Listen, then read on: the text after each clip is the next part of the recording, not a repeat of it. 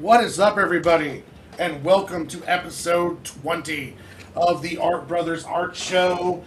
Today, we are going to be doing some artwork from Mad Mel's, one of Mad Mel's favorites, and a favorite of mine when I was younger. I never even had a chance to even watch the anime, but it's the Guyver, which I first discovered in that, what was it, 1990s, 80s movie that they did, the live action one.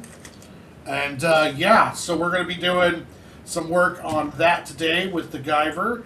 As always, joining me is the one and only, the writer, artist, and creator of Dead the Grim Reaper.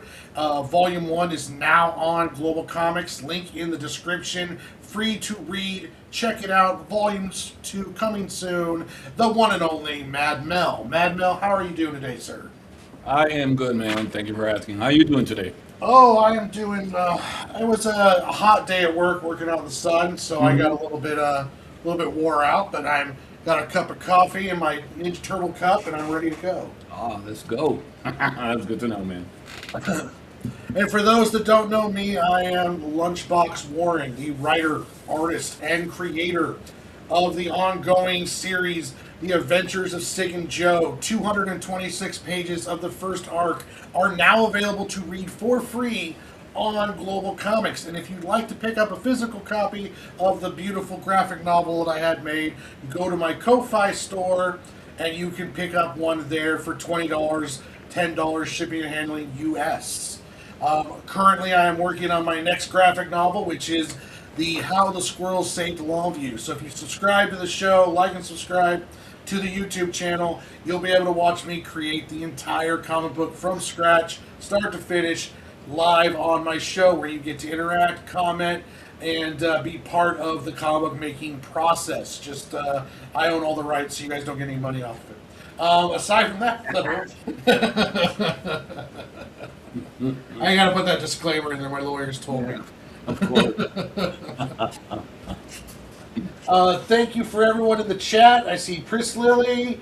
I see Tails. How you doing? I see Ichthus, Dingus, the Game Master Mod. Welcome everyone. We all love you guys, and thank you for joining us. Let's get the music going. And boom. All right. What's up, Dog Game Master? I know whose you is. Oh. All right. All right. Yeah, this is one of my favorite anime of this character. Guyver. See, you gotta say it like that. Guyver. Guyver.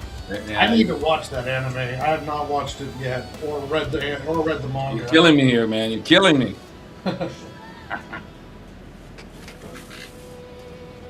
Anyone in particular you're making, or just Guyver? Oh, I'm just gonna draw. Right now, I'm drawing a headshot of the main guy. Ah, okay. Very, very wonderful, unique style in regards to the armor. I am going to draw Guyver 1, Guyver 3, and Gyu. I know I'm butchering that name, but yeah. Is that one of the villains? Yeah, the main one. Oh. Kind of.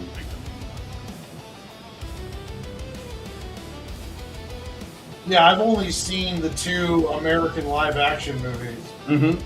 Yeah.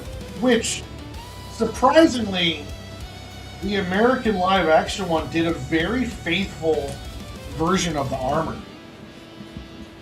Yeah. I think it was Steve Wang that was the special effects artist, and yeah, did a pretty good job.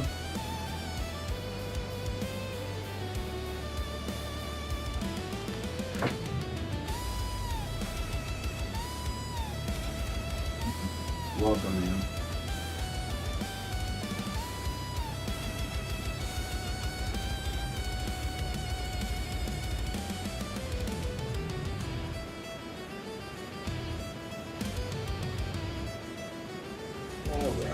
This was a kind of a manga series. It was first called Buyer Booster Armor. It was in around 1985.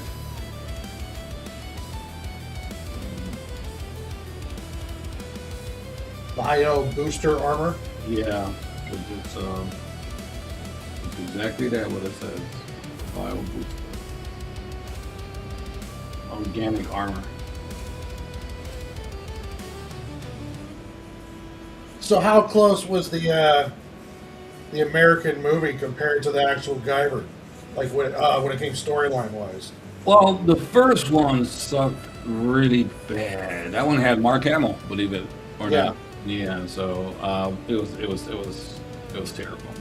But the second one was much better in regards to it's very dated, you know, if you watch it today. But a little bit better. You know, it's definitely the guy that looks much better. I remember I liked the fight scenes in the movie. Yeah, of course. Anyway, The second one did a really good job on those fight scenes, like that scene where he's jumping off the cliff, yeah, and then the yeah, arms around him, and then the final fight scene where he's fighting the alien with the his own version of the armor. yeah, yeah. So yeah, the fight scene very memorable.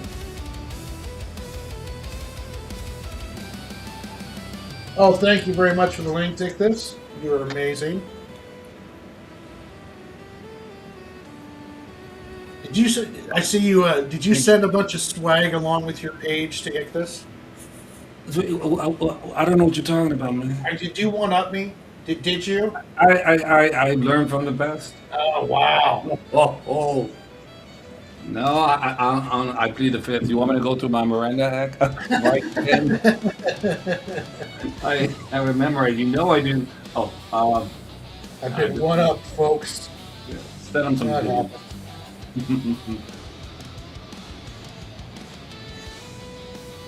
Yeah, we're on episode 20, my friend. Man, jeez. Oh, time flies.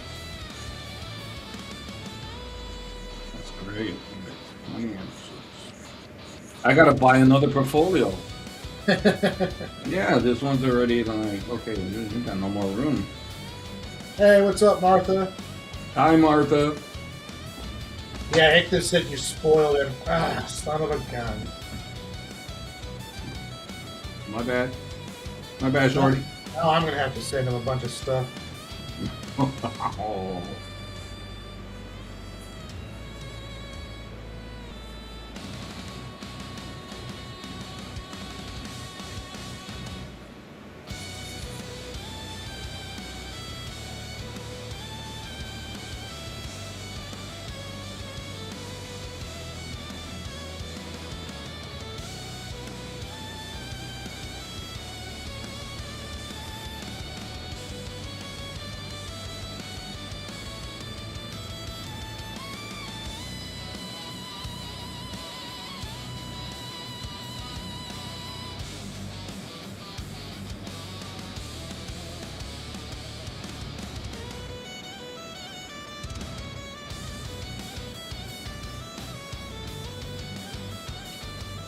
So, did you first discover the Guyver as an anime, or? Yeah, I was at a comic book shop, and he was selling some VHSs there. Yeah, that's how long ago it was. And I just noticed it. He just popped out. I'm like, why you booster armor? When I seen the style of the armor, and I'm like, okay, I'm sold. It's so funny with my girls when we first seen it together. I did it with my daughters, you know, for the first time with them. It was just like part one or two or something like that. I had to buy the other one because even they were like, "Dad, you got to buy the other one. We want to know what happened." I'm like, "Oh, okay." I go and buy the other one. So that was it. After that, like,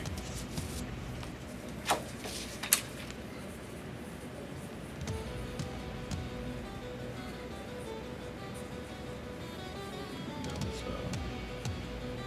well, that was my youngest. He was on. That was.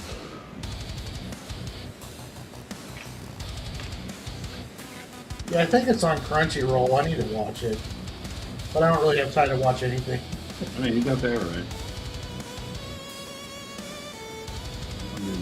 watching stuff. I'm like, I know I'm supposed to be working. I used to watch stuff when I was drawing. I got an iPad like right here, and I would just Yeah. turn on the iPad and watch stuff. But now, usually when I'm drawing, I'm live because I'm live streaming the whole comic book. So it's like I don't really have any times where I'm just drawing. I'm always live. Busiest man on the internet, man.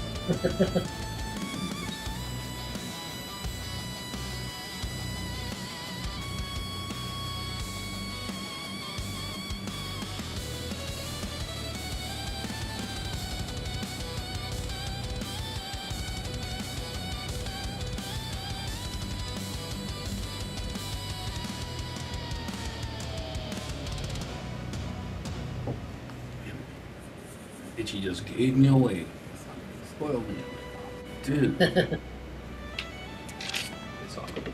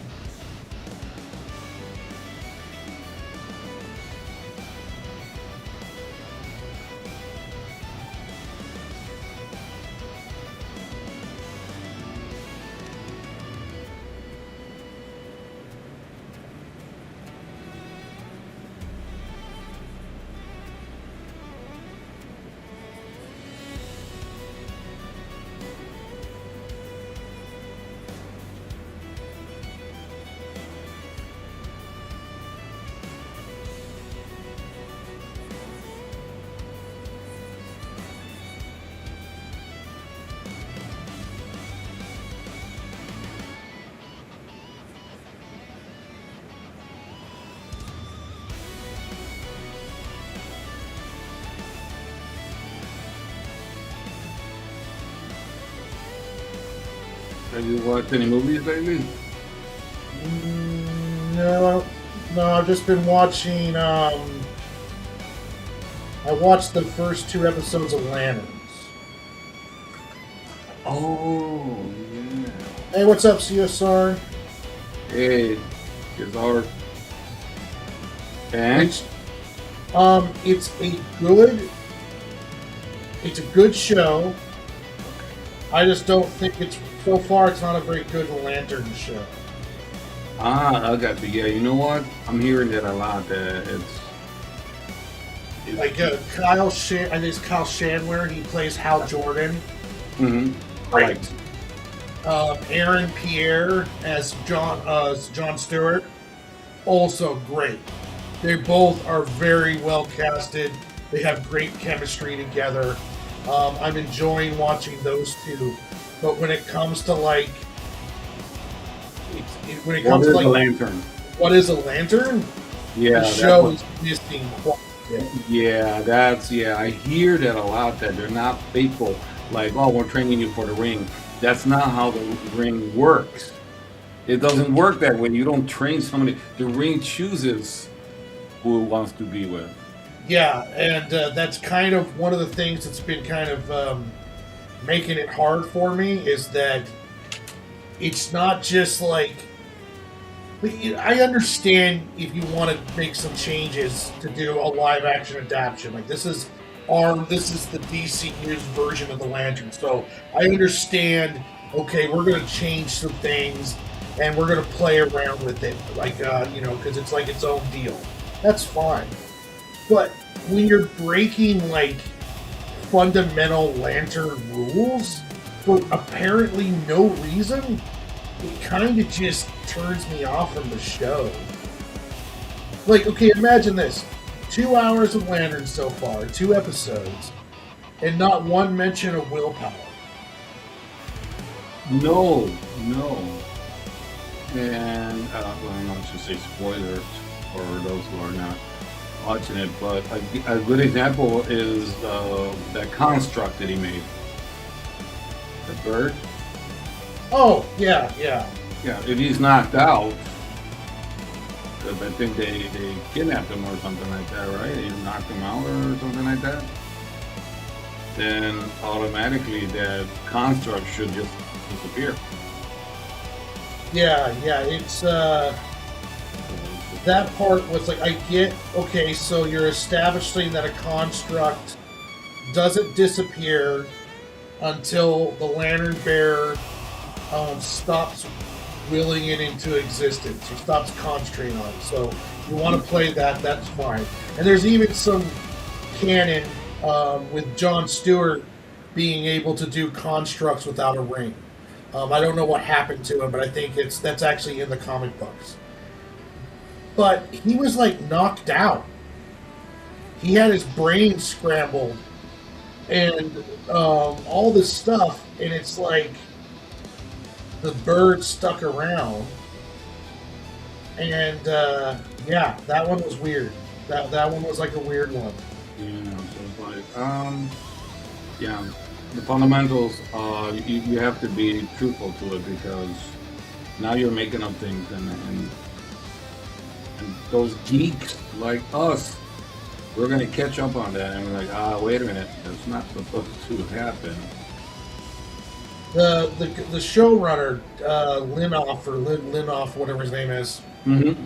he was recently said in an interview that it shouldn't be a page for page accurate remake. It should be its own thing on some certain level. Like people don't want to see 100% faithful adaptation, and I agree that you can, but the big hey, what's up, Massive Panda? The big thing you have to remember is it has to feel like the source material. Like you can change Spider-Man's origin, but Spider-Man has to feel like Spider-Man. This doesn't feel like a Green Lantern show. And I think that's where they're making a big mistake. I agree. Am I going to stick around for the third episode? Of course. Yep. I might even stick around through the whole thing. But I will say, because it is not a bad show, if you just take out the fact, if you turn off your nerd brain enough, it's not a bad show. And it's like, okay, this is just kind of like some weird, like, absolute version of Green Lantern or a What If or, an Elseworlds Green Lantern. Then, okay, yeah. So they're playing around with some new stuff. All right, I got you.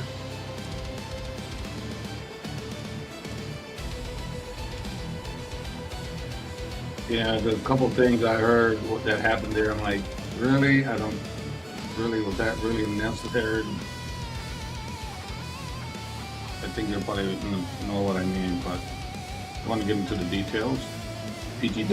Yeah, we won't, there's no reason to get into any episode. When that happened, I was like, really? That is really not why.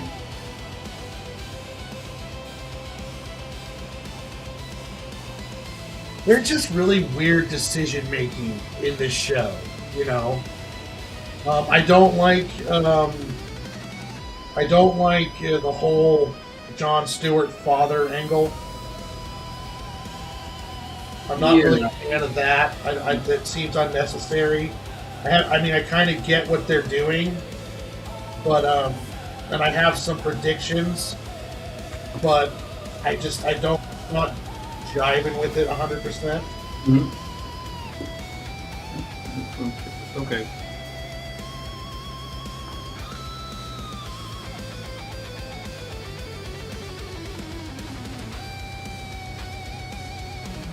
But I do have some predictions that I think I know what's going on with it. I'm not 100% sure. Alright, guys. I'm dropping it.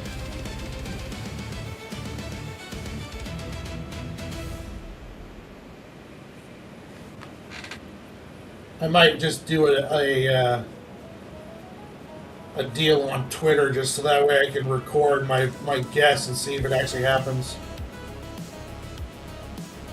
I have to record it somewhere. Yeah, it's I like to give it a chance. I think, okay, just give it a chance, and then see if you're gonna move forward and just continue to watch the rest or a pass. Yeah, I'm pretty much down for the whole thing. Mm-hmm. That's good. Because, like I said, it's not a bad TV show. Mm-hmm. Just a possibly bad Green Lantern. Well, I mean, plus two, it's like, okay, so Superman's all ages. You can take your kids to go see Superman. Mm-hmm. You can take your kids to see Supergirl, but maybe you might want to wait till they're, save that one for more 13-year-olds, Yeah. because it's a little bit more heavier than Superman is. Yep. It has a lot of Supergirl's essentially drunk. A drunk. Drunk, and she's murdering people, and it's definitely not Superman. So okay, we'll say that one's PG-13. So we've got one all ages in Superman. Supergirl's PG-13, iffy. Creature Commandos is rated R. Yeah. Peacemaker is rated R, and Lanterns is very rated R. So you're making your DCU universe only has one all ages property and has one young adult property, and then the rest of them are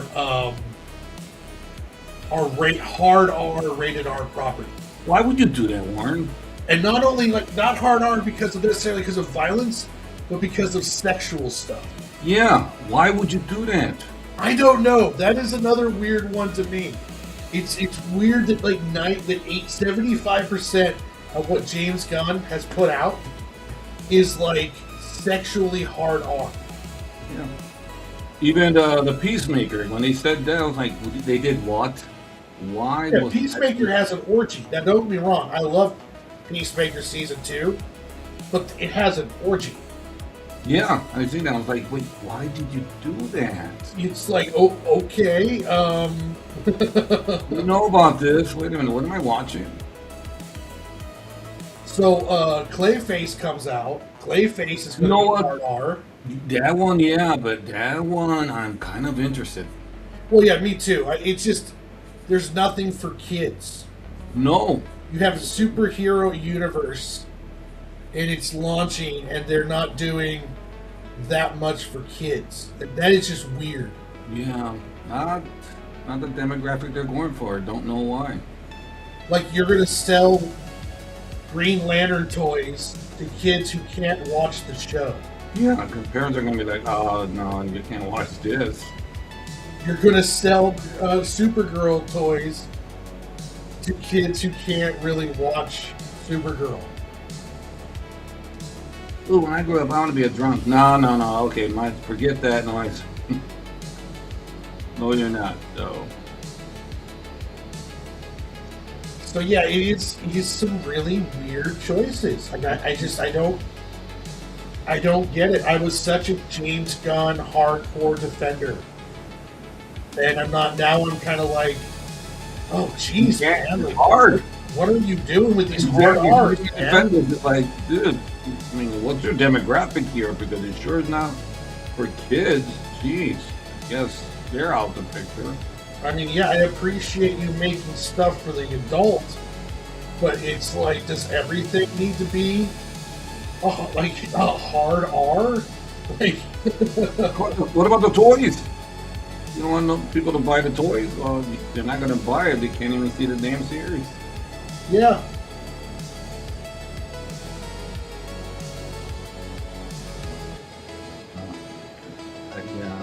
I don't know either. I am not sure what's the mentality here. Yeah, I don't quite know. I don't quite understand what the thought process is.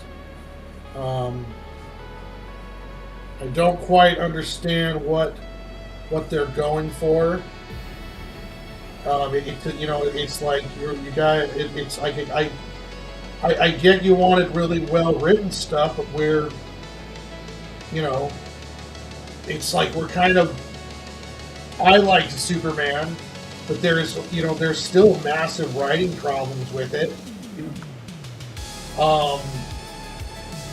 Supergirl was a mess. Hey man, Lobo was in there. Yeah, true.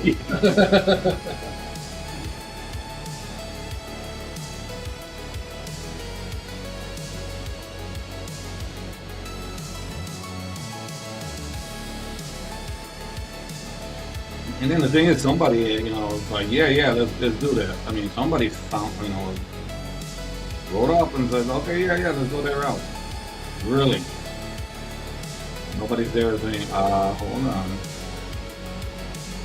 You got toys to go. Yeah, like no one was kind of like, hey, you really think Supergirl should kill this defenseless bad guy in cold blood right after she got done telling the young girl that vengeance is not a great thing, and she's literally killing him because he messed with her dog? Like, we're gonna go with that? Like, okay, all right, guys, sure. No, I understand. It was a dog, bro. He has to go. Well, yeah, don't get me wrong. Like, I get it. But, no, man. I love animals, man. And you killed the dog. Oh no, who did it? Yeah, he gotta go. But don't preach about it, and then. But yeah, give me a second here. Did you just kill him? Okay, so there's a lot of talk about what Jean Grey did in Spider-Man, right? Yeah, we've even talked about it. Yeah, we've talked about that. Now, if Jean Grey's actions are what lead to the world essentially hating mutants, so the entire X-Men arc is kind of being launched around what Jean Grey did, then that kind of works in the long run of storytelling, because it's like, okay, now I get it. So Jean Grey did this to New York. Now we have a reason why the world is pissed off and fearful of mutants. Now we have a reason why they're going after them. And so her storyline, actually, her arc, her redemption arc, begins on Spider-Man Brand New Day. Okay, I can get behind that. I see what you're doing. Maybe I think that you went a little bit too far with the old man, but okay, I'm game. But then, if they turn around and they don't do anything with it, where it's essentially the first X-Men movie and she's just all happy-go-lucky Jean Grey, and no one is kind of like talking about the elephant in the room, that she, mind melded half of New York, or half of Manhattan Island, then that whole plot point is kind of like, well, then why'd you do it? Why'd you turn her into this villain? And how are you going? Why is it we're not talking about the elephant in the room? Same thing kind of goes with Supergirl. Supergirl flat out killed this dude. And not only did she kill the dude, she killed like most of his crew. Wow. Superman is like hardcore. Like, he was upset when they killed the monster in the kaiju, right? Yeah. Like, Superman doesn't kill. So if they don't address the fact that Supergirl has no problems, or has no problems justifying in her mind murder, then it's kind of like, well, then why'd you have her murder him? It's like, we're just not going to pay any attention to it. We're just not going to address the elephant in the room, kind of like with Jean Grey. So it's one of those things, like, is this going to be part of her storyline where Superman's kind of like sees this in her, and it's like, okay, Kara, we need to talk. You can't be going around killing people for it because they're messing with your stuff. Like, she killed that guy for for essentially poisoning Crypto. And then what's she going to do to Lex Luthor? Lex Luthor was going to dissect Crypto. So Yep. it's like she in her. You guys already kind of established that she would be well within her moral code to essentially go and just kill Lex Luthor. Yeah, Especially if Lex starts messing with Superman.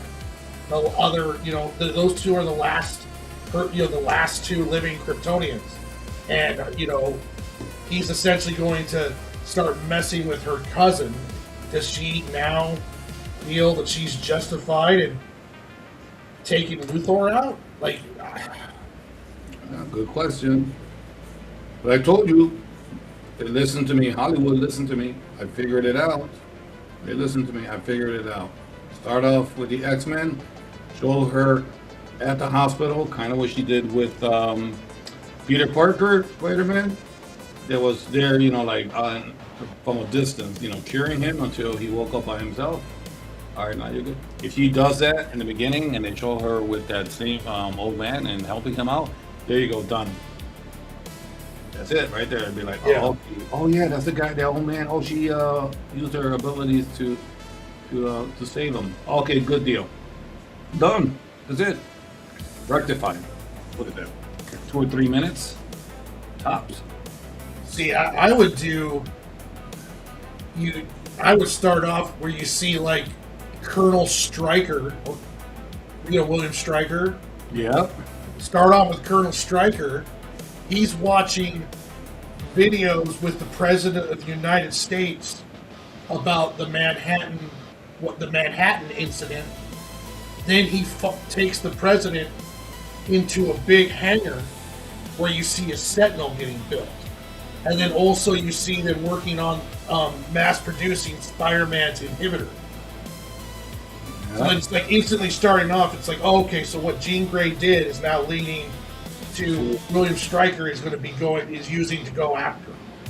Exactly. We have to do something about this problem. That's the way I would do it. I would lean into it. It's just like, oh, okay. But of course, Hollywood never calls us. So. No, bloody bastard. Kevin Feige, I got some free time. I work cheap, I don't. $150 million. Okay, maybe that's a bit much, but you feel me. Yeah, you're right. They're gonna have to address it. If they don't and sweep it under the rug, it's like, you guys had an opportunity to do something, and then people, like you said, everybody's gonna be like, oh, I get it. I see now why. Nah. Kill the old part. Call it a day. Not cool.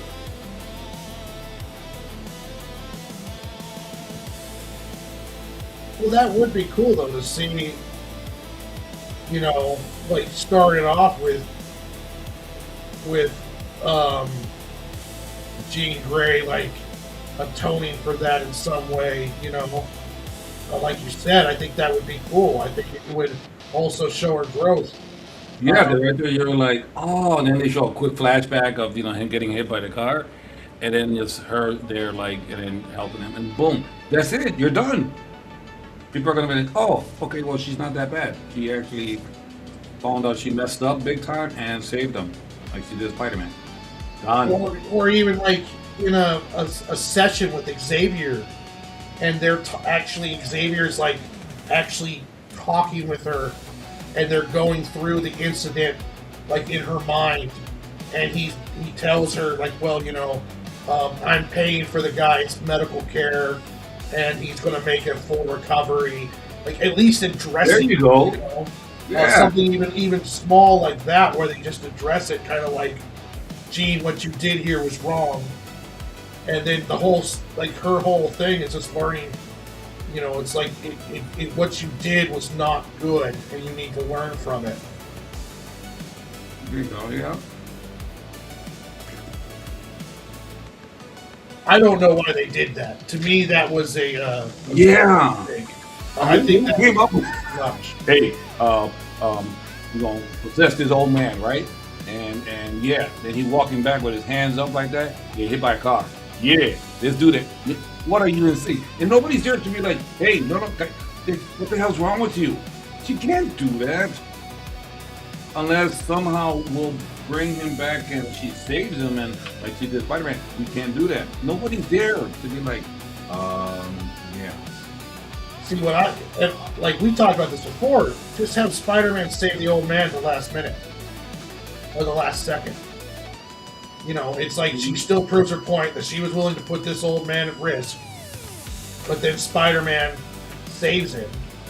Then it could at least be argued, you know, oh well,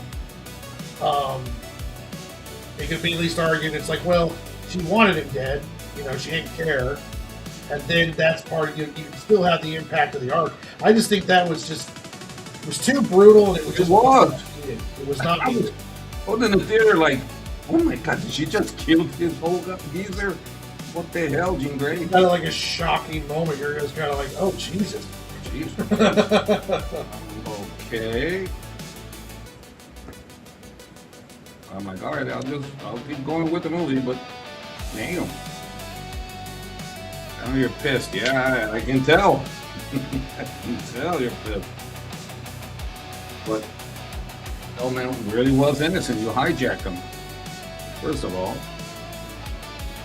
People are also kind of upset about her hijacking Mary Jane and making her kiss Spider-Man as being problematic. I'm like, I mean, not as much. I'm like, whatever. No, I actually like that because it goes to show her she is willing to do anything and everything to get to these people, and you're in my way.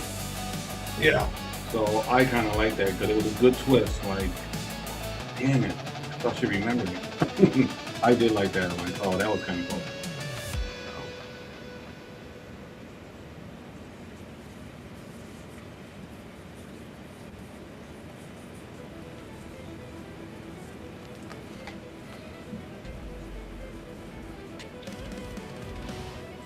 Hey, somebody's screaming.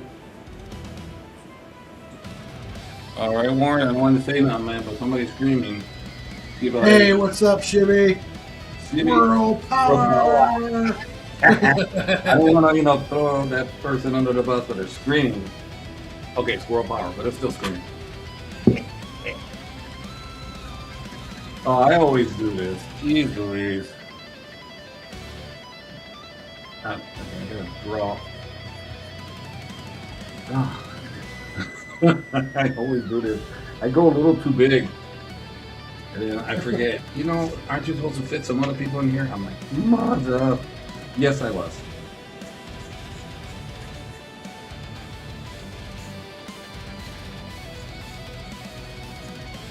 Yeah, if you guys get a chance, check out Shibby's channel. They've been doing some really cool little animations, learning how to do like ball bounce and hand movements and stuff. It's pretty cool. Oh my god.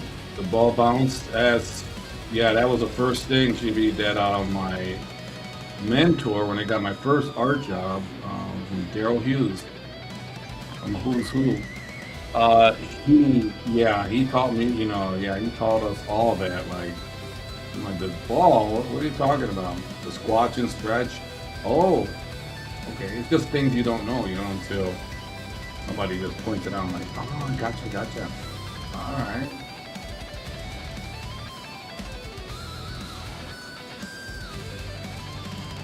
Yeah, he taught us a lot, man. That man was like phenomenal. He would start teaching us.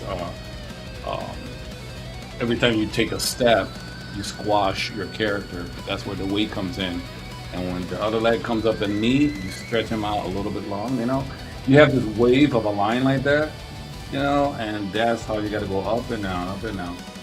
It's just really great, man. That's one of the best things that I've learned.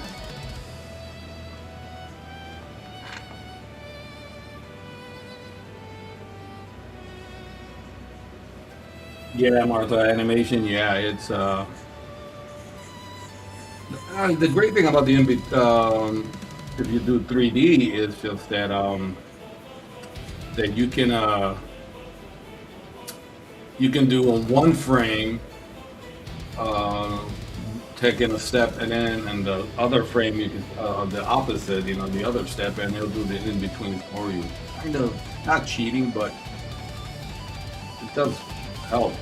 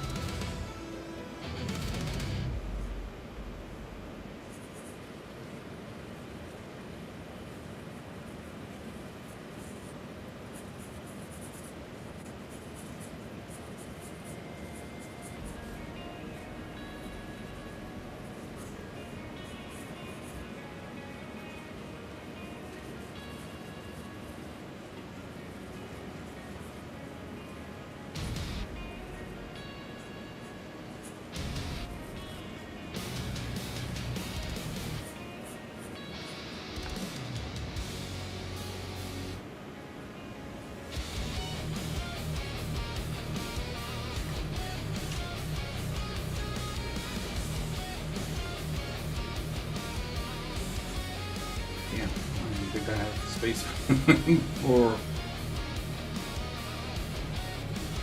Q. Yoke. Something like that. Yoke, Q. Something like that. Never did pronounce his name correctly. You appreciate when you're drawing it, right? The details, like, Oh yeah. it's very stylized. The little nozzles right there, man, when the air comes out, very cool.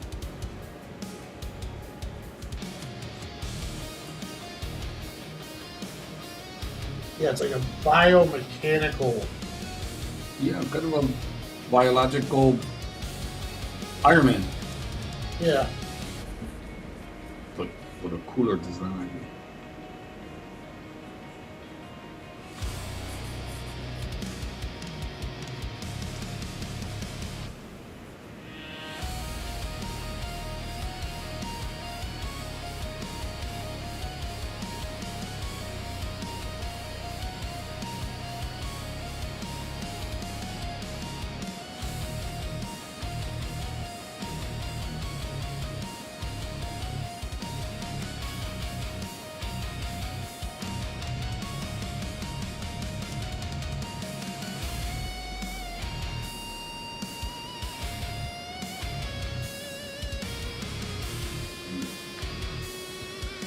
Ay, ay, ay.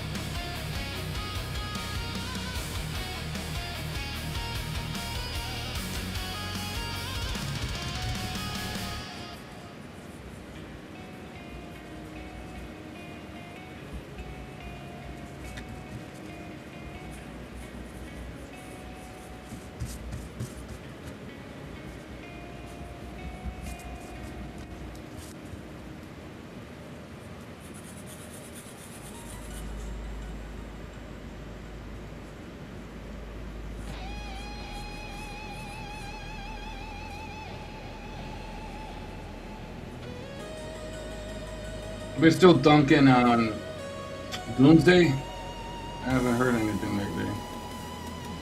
No, I mean, just there's a lot of AI leaks, AI fake leaks. I hate when they do that. There is, the leaks are going pretty hardcore. People saying, this happens here, and there's some discussion on Robert Downey Jr.'s or Doom's roll, and there's some pictures that are coming out, like real ones of like the Doom witches, and his crew. Like Doom's got a whole crew.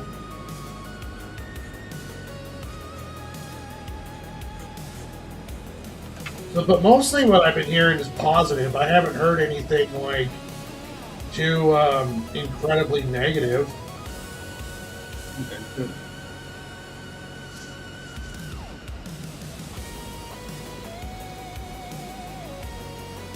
The film seems to have a lot of hype around it. That's good. Good. Like I said, I'm gonna give it a chance. Hell, I have to. The geek in me will not let me not see it. Member Berry, yeah, okay, good. Good to see these guys back and Cap and I don't know. What I do know is that I did like how serious Thor was. I'm like, okay, are we gonna go with the no more joking around and he's fit too. So I'm like, all right. I'm curious now.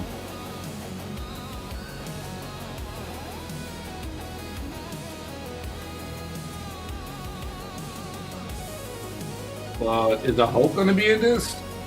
I don't think the Hulk's going to be in it, and I don't think Spider-Man is. I think they're going to be in more involved in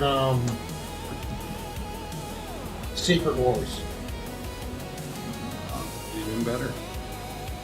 Because I heard, what's his name? Garoppolo. I heard he's putting his foot in his mouth again. I'm like, dude, just shut. And there's nobody to. I mean, don't they have agents to be like, dude, do me a favor, stay the hell off social media. Just get the hell off social media. Yeah, I know they've got agents, but it's like if you don't listen to your PR people, you know, then this is what happens. You know, especially when you've got a pretty hardcore political leaning one way to the level of like a derangement, then you start getting yourself into trouble because you say stuff and it's just like you're starting to alienate your audience. Don't freaking want. Movie, man, like this is huge. It's probably one of the most expensive movies. Good Lord, you know how much money they're spending on this movie. And you don't need this man to just stick his foot in his mouth. Somebody has to be like, hey, you need to shut him up. Have a good night, Martha. Night, Martha. Well, you know, it won't be too long before they've recasted everyone. Oh yeah, he's definitely gone. So they might just be like, okay, well, we've got like one more Ruffalo appearance, and then maybe After that, and then after that, it's going to be whoever we recast as Bruce Banner. So, because they're going to recast Captain America, Iron Man, Bruce Banner, all of them. Yeah. So after Secret Wars, they already got it with the X-Men. They already showed us. Yeah, which I thought was excellent. I really liked yeah, it. you know what? I was like, I can see it. I can see this. I will be right back. What? I can talk about you again. I mean, sure, bro. Hey.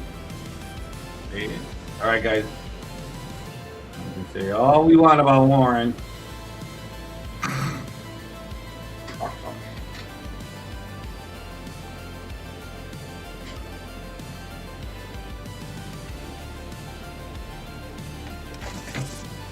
Jimmy, what does that mean?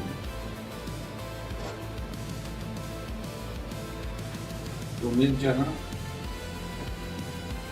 Why does that sound familiar?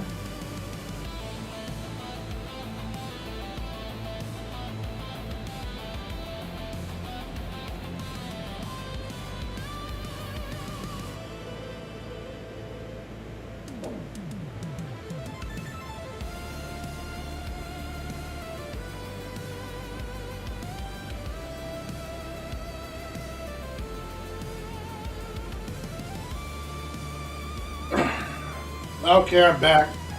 All right. Everybody was PG-13. I mean, Oh, 17. don't need to be talking crap about me now. Too late for that, bud.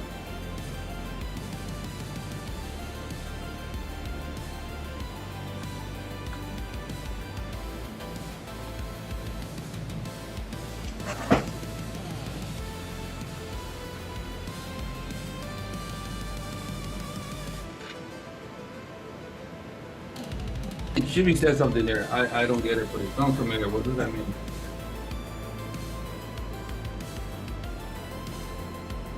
I have no idea. Omid Dajili? Yeah, I don't know.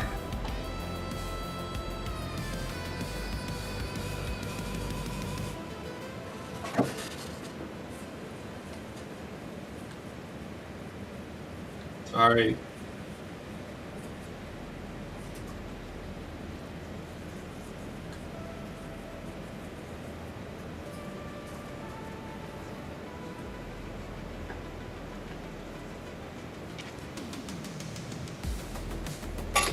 Crikey. I'm dropping everything.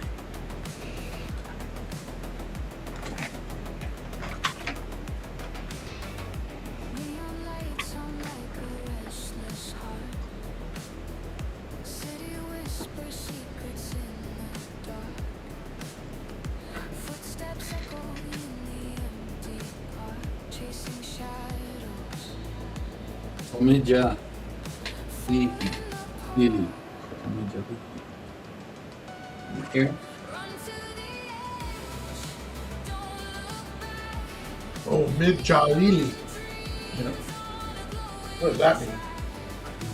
Lost in the heart, Educate us. we arrive in the electric dark.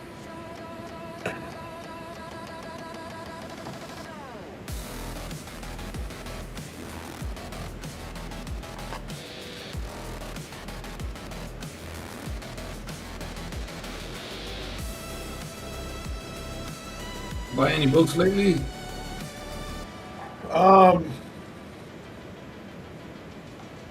I've been reading Corpse Night pretty good. I Um, I started a new manga called Centuria, which is really good. I heard of it.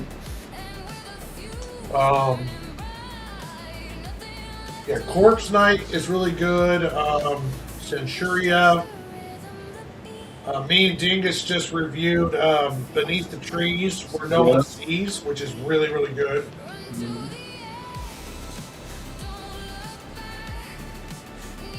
The first graphic novel for Dork is out. Yeah, I've seen that. Yeah, I bought that one.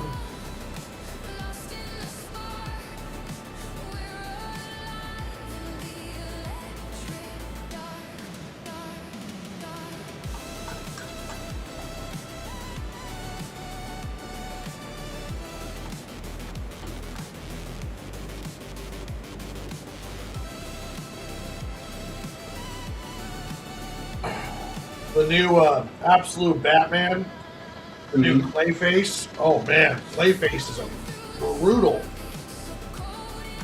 in Absolute Batman. I kind of like how they went with the design. I was like, oh, you guys are going with body horror. I think it's brilliant whoever came up with that. Yeah, that was a really good design.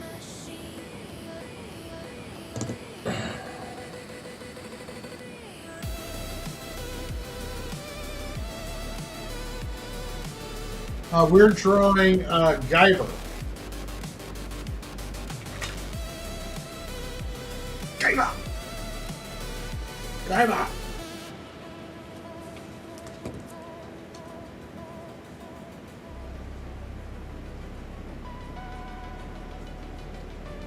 Yeah, the one I got a eye, I think, man, why do I have to rely on freaking memory? Bad Moon?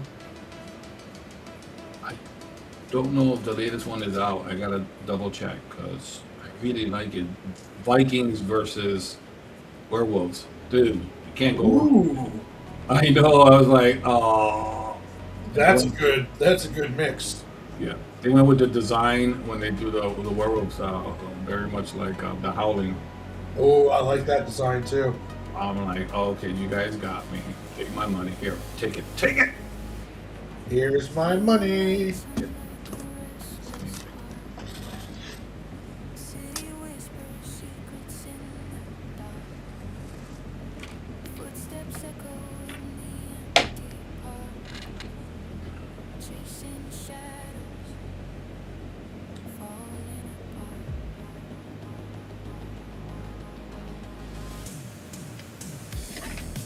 Come to the edge, don't look back. Wow, bloody. You know what? She, I have to admit, my graphic novel I just finished. Yeah, it is bloody. It is bloody.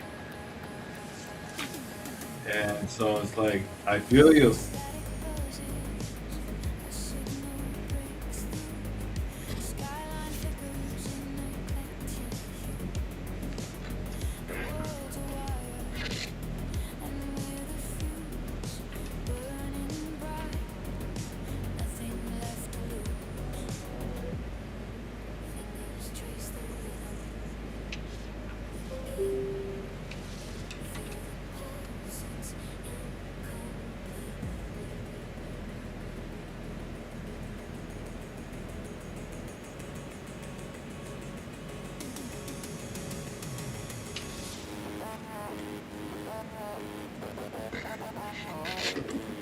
Have you drawn the Guyver before? Who, me? Yep, Nope. I have. It's been a few years. When I did in 23, I did Inktober. I made him and both of them into Guyvers.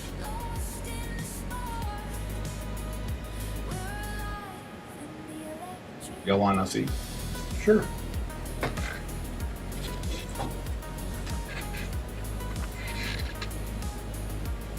Two 2023.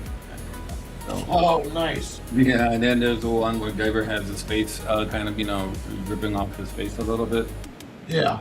Well, that's kind of what I did too. So I just ripped off his face a little bit. It was, well, this is silly, man, but I had so much fun doing it.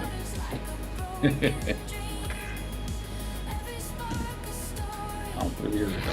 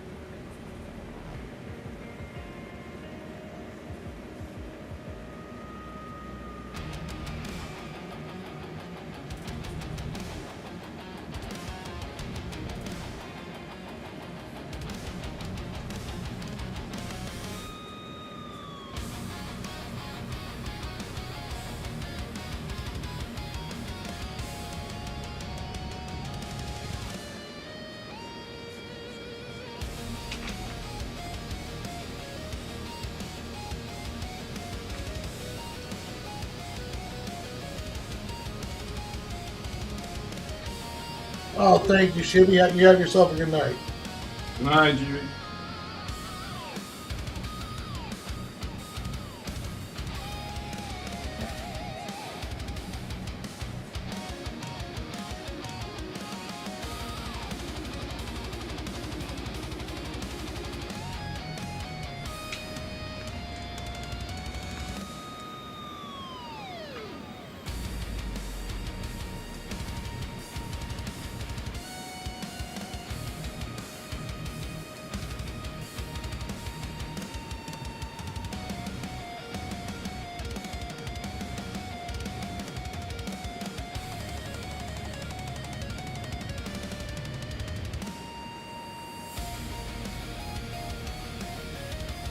So, which movie are you more hyped for, Dune or Doomsday? Kept me on the spot. Well, I'm curious in regards to Doomsday. I am curious. What are you guys doing? You know, all of these stories. I'm just really curious. What are you guys doing? Why did you go this route? And so I'm just very, very, very curious. Are you going to bring Steve Rogers back? Are they going to confront him? Is Doom going? I think that's my biggest one. Is Doom going to confront them? Like because of your choice, kind of screwed up the multiverse. Family is dead because of you. You know, him being who he is. How is he going to take that? Damn it, I was selfish and I didn't think about the consequences. There is that line in the trailer Mm-hmm. where Doom says you're all living stolen lives. Yep. And I Yep. think that has to go with that kind of like, I think that has to kind of go with, you know, Deadpool saving that universe. Mm-hmm. And then bringing Wolverine into the universe he saved. You have the event with Spider-Man and No Way Home, that all of those villains go back to their you know, that fundamentally changes Tobey Maguire's Mm-hmm. world when Octavius is now cured. So there's that. Then also you have Captain America with Peggy and having a kid. Yeah. So it's like, So all of those could be things that caused incursions and problems, you know. yeah, yeah. So I'm like, that's why I'm very, very curious. Like, okay, I want to know how you guys are going to deal with this. So, because you know, Cap is very righteous, and then he's going to feel like crap. Like, damn it, I could have just come back, and everything would have been fine. No, I wanted to live that life, and it's understandable. Man lost everything and everyone. I feel you. Have an opportunity to go back in time. You know, he told Peggy, girl, I liked it in you. Yeah, you know, he did. He's like, okay, let's do that dance, you know, and you know, Yeah, like, Peggy's worth. Oh my- Peggy's worth an incursion. that woman has won the DNA lottery. That's their, gorgeous. But yeah, so you know, you would too, right? You'd be like, you know what? Hey, I have a second chance. I'm telling this one everything how I feel. Hey, how you do?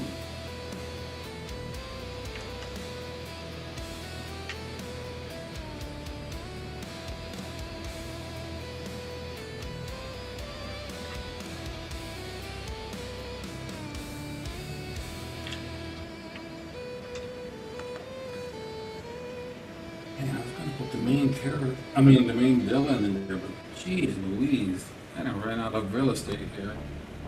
The only thing that's interesting about was, okay, so the next trailer comes out and Sue Storm is talking about Victor. And So she's what- talking about Victor as knowing him. So like he's this Doom is from the Fantastic Four universe. So that's another interesting thing. Yeah, and you know what? I did not think about that. Because I know she's freaking out when he's talking with her son there, like, holy crap. Who the hell is this guy? He just walked into our home without even being detected. Well, supposedly, Doom starts off as a friend in the movie. Like he travels with the Fantastic Four, and he essentially is pretending to be a good guy, and then it's in the Fox or in the X-Men universe is when he unveils that he's the villain. And the scene that we saw with Sue Storm is essentially post that fight scene, where she's explaining to everyone that, you know, I didn't realize Doom was this screwed up after he lost everything. So it'd be interesting to see, like, is this even about like, did he lose his family in an incursion, or if he is part of the Fantastic Four universe, maybe he lost his family in a different way? I don't know. I know, that's why I'm looking forward to that one, because I'm like, I have a lot of questions that better be answered. Well, I don't expect everything to be answered, but you feel me for it. Like, okay, I'm very curious. So yeah, that's the one I'm waiting for most, because I want to know what route you guys are going to go. Well, I mean, I can probably put his face kind of here-ish. Yeah, I agree, Dingus. I really like Dune 1 and 2. I'm looking forward to 3.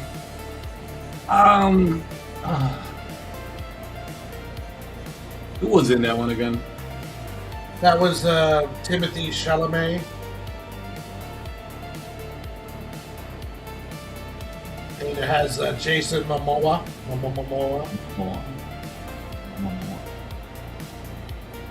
I didn't like I wasn't a big fan back in the 80s. It did come out in the 80s, right? The original one did, yeah. Yeah, so I wasn't a big fan. So when I went to go see it, I was like, man. I mean, which is okay. Make me evil, or at least that's evil, but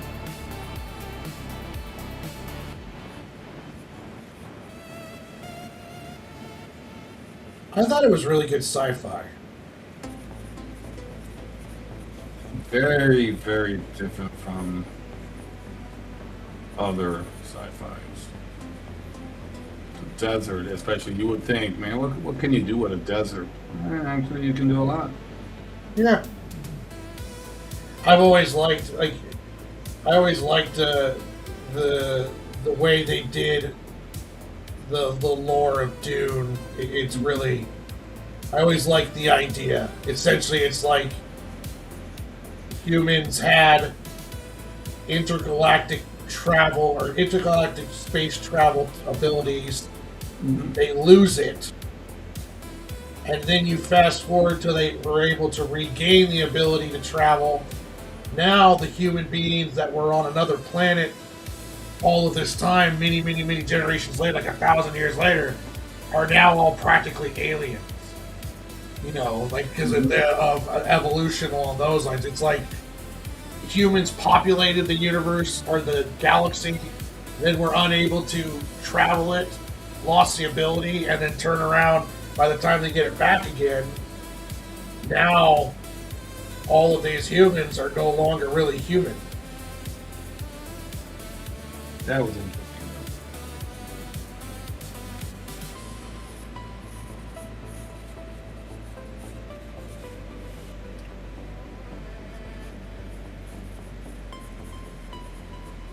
I have to read the books though. I have not done that. No, most definitely I have not. So I don't even have time to watch an anime, let alone sit down and read a book. thank you. Better make Guyver a priority. Hello. Jeez. Are you gonna bother me about this now until I do it?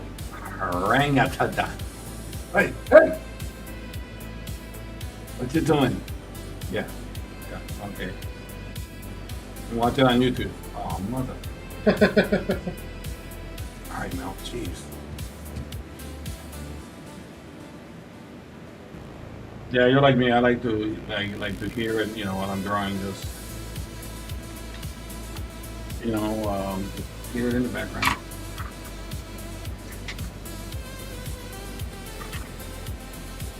Yeah, those, when I wasn't doing squirrel stuff last week, I took time when my hand was feeling better on Friday before the last panel.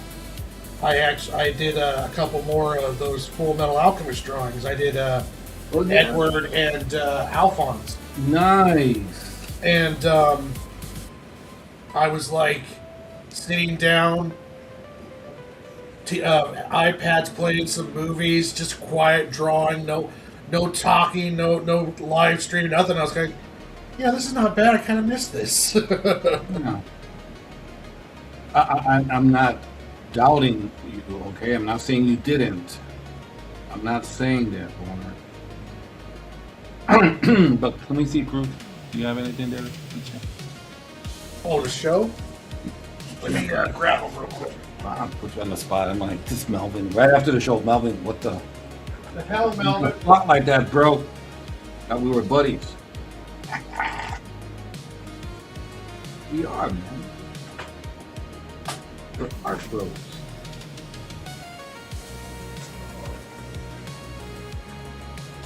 So these are done on a 7x10 comic book board. Mm-hmm.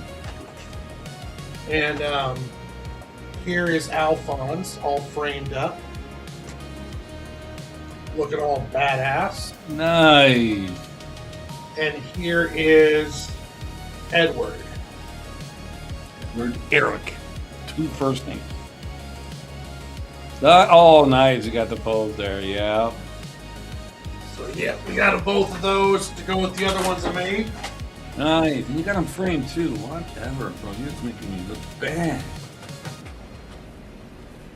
Very nice, man.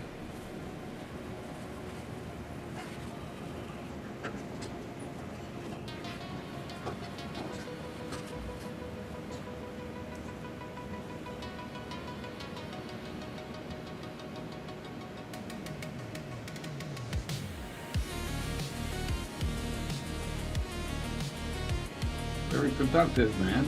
Proud of you. Yeah, I got till September 12th. Right around the corner, man. Jeez. Trying to get more, like I'd like to get a couple more characters done, and also I'd like to do all 7 of the homunculi for the deadly sins. Ooh. I'd like to be able to do all them before then, but I don't know if I will. And then I just signed up today, but I gotta wait till Monday when I have the money to pay for the entry fee. I might be going to another con on the 26th in Vancouver, Washington. So, Nice. and that's the 26th of September. So I'm hoping that I can still sign up by Monday when I have the money for the table fee. Okay. It's madness, but hey, you are quite mine. And then I'm signing up for in November the Longview Dark Market, which I do every year. Mm-hmm. But that's not till November, so I got plenty of time to do art for that. I don't know about that, man. It is coming up so fast. It's scary, man. I know. Ready. Heck, we're gonna be starting doing our Halloween month of shows here. Ooh. Yeah. Oh, Vegas has an important question for you. In the Not my age. chat. Please, not my age. Please, not my age.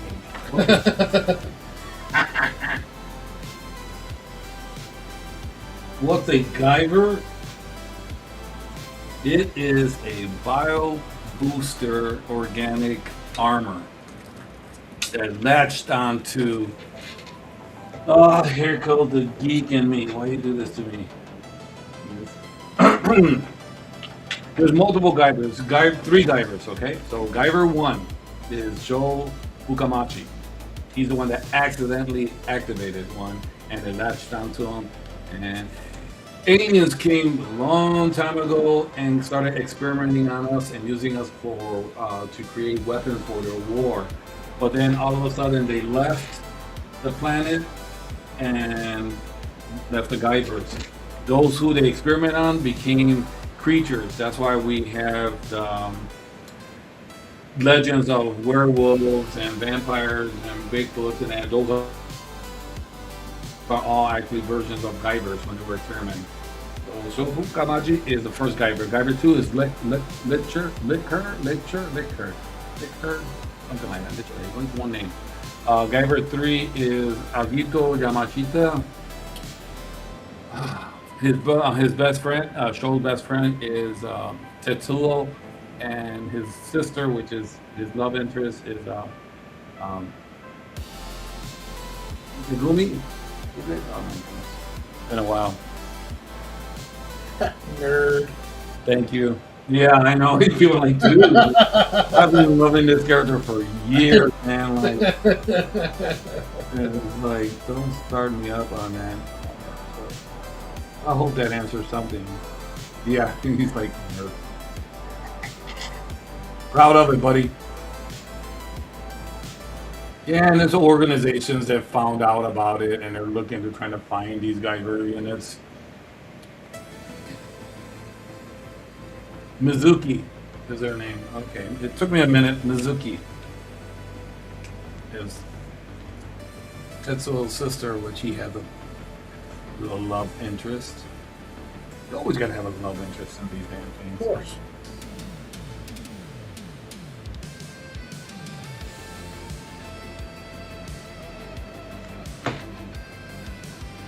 Gotta have a reason for fighting. Oh, nice, dingus. Yeah, kid version of Kid Boo. Yeah. No, yeah. If you like I said, go Google them and you'll see these guys. Their armor is very unique. Very. Yeah, slight variations. Guyver 3 has 2 blades on his forearm, where Guyver 1 has only 1.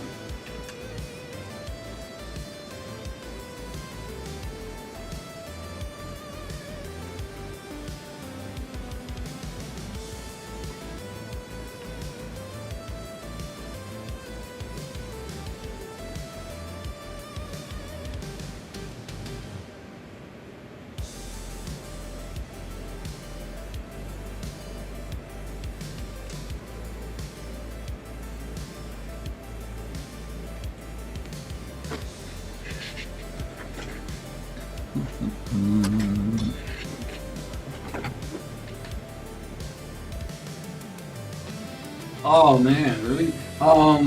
Go to YouTube. They got them for free. You can just type it in and you can see the whole series. I hope you like it, because I do. So you have to. I mean, you have to like it, but we're not going to be friends anymore. I mean, you'll like it. You'll like it. You have to like or he's going to ban you from his channel. I mean, well, yeah, pretty much. We'll write you into our comic books. Doing Yeah, and then terrible things are going to happen to you. very much. Those squirrels are going to have to field day with you, buddy. Yeah, he's the owner of the cats. Get him.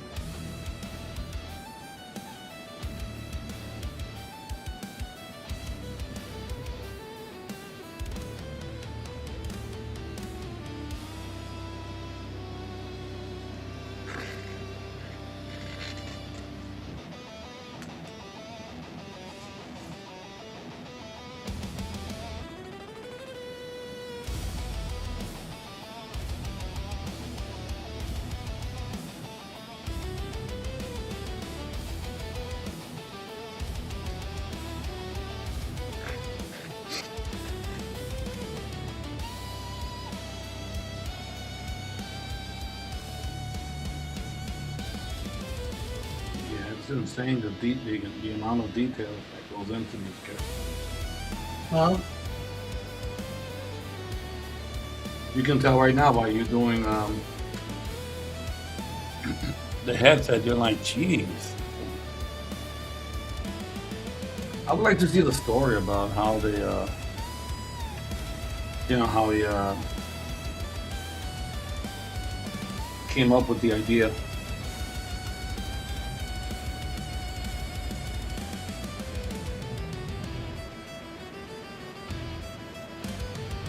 That is always interesting when you get to dive into like the process of how you create someone creates something. Yeah. What were you thinking? What were you on? What were you smoking? What were you doing?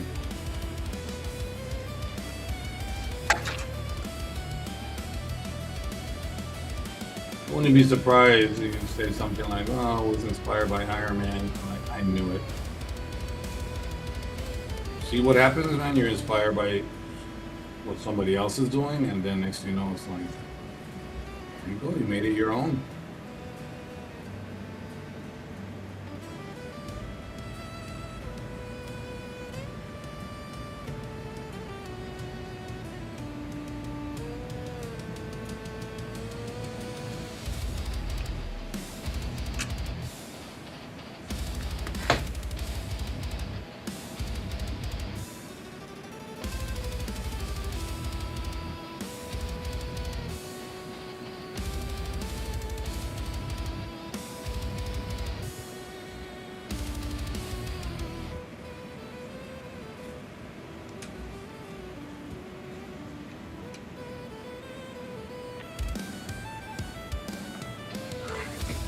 Yeah, of course. There's all kinds of mistakes. So when do you think you'll be done with the squirrels? That is an excellent question. It is. I mean, yeah. Yeah. Well, like I did 2 pages ready for lettering. Yeah, on Saturday. I did 2 pages on Sunday. So I got 2 pages ready for lettering. Let's say I keep that pace up. Tuesday or tomorrow, let's say I get 2 or 3 done because I streamed earlier. I have 13 left to do, can catch up where I'm at, and then another 12 after that. So if I'm doing, let's say, let's be generous, and I'm doing 7 pages a week, I would be done in 4, little less than 4 weeks, and be ready for lettering. Madness. You're quite mad. I didn't mean that in a nice way. That would be issue 1. So then 4 weeks, that's like around the end of September. So then I have to letter it, prep it, make a cover, make an index, get it all set up, and then put it on Global Comix. So hopefully by like October sometime, it's on Global Comix. Then I'm starting on issue 2. And then issue 2, I imagine, issue 1, let's see here, May, June, July, August, September. So 5 months for issue 1. Issue 2, if I don't have another like stopping to redraw 12 pages mistake, I can probably cut that 5 months down to 4. So then if I start in October, that's October, November, December, January, hopefully February issue 2. And then another 4 months would be February, April, May, June. So June would be issue 3, and then I'd be ready to print the graphic novel. Yeah, but I need to correct you on something. it was not a mistake. Well, touche. Okay, it was not. Because you looked at it like, I can improve on it, and you did, and you are happy with it, yeah. Yeah. It was meant to be. Okay, that's all the positive you're gonna get out of me tonight. I just can't be nice all the time. So yeah, so That's good, good. the first 3 issues should be done hopefully by June of next year, It's, and then the last 3 probably June or July of 2028. yeah, I already started on chapter 3, page 1. I just cannot help myself. Yeah, I gotta fix the other pages, and I'm waiting for my editor, but get back on me. But I'm like, I can't wait. I gotta start on that. Yeah. I'm excited to start on it, you know. Like,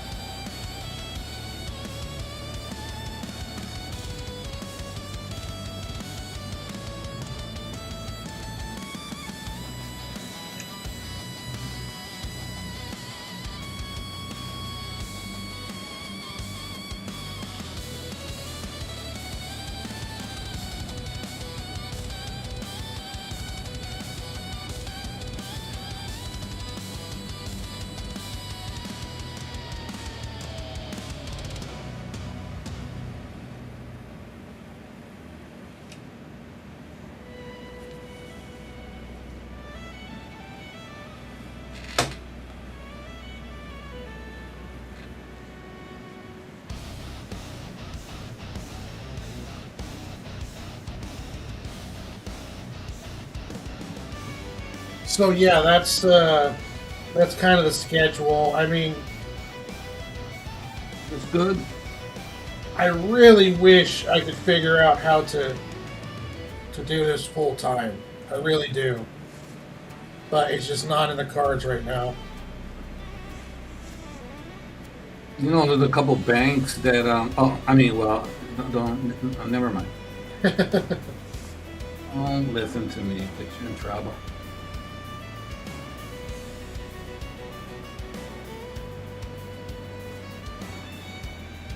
Oh, did you ever hear back from that publisher? No, man, so I, I'm going to probably send, I'm thinking about the submission, you know, just send it. I'm looking at their guidelines, but I'm also looking at Kablam for printing. Oh yeah, Kablam has good prices, but their reviews are real mixed on quality. Yeah, I know. I seen that. I'm like, right off the bat, and I was like, oh, let me look at the review. Huh? Now, Mixum, a friend of mine and comic book creator, Sam Quentin, Dingus knows him well too. He puts out a really great book, and he uses Mixum, and Mixum does a good job. Okay. Then tomorrow, I'm gonna have to go to their site. I think I just did a drive-by on their site, and that's it, you know, and like, so, like, okay, I'll just take a look at their site.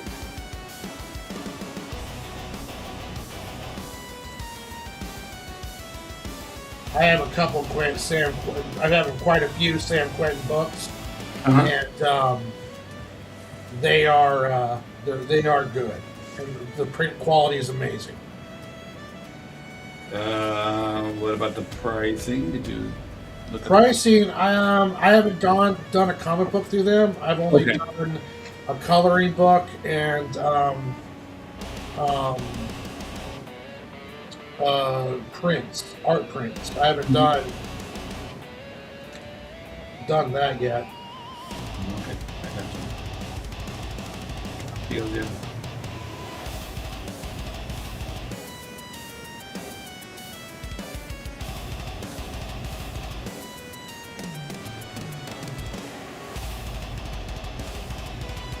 Oh, that's awesome, USR. USR busted over to your channel. Give you some love. Oh, thank you. Hey, wait. I don't like what you said that, but okay, thank you.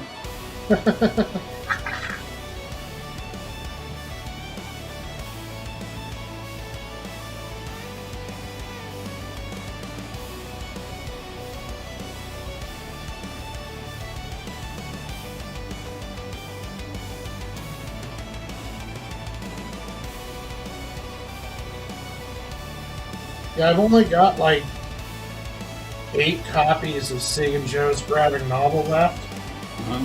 so I might have to do another print run here. So I'm going to start looking around myself pretty hardcore for a printer. What's on number 2? Second printing. Nice.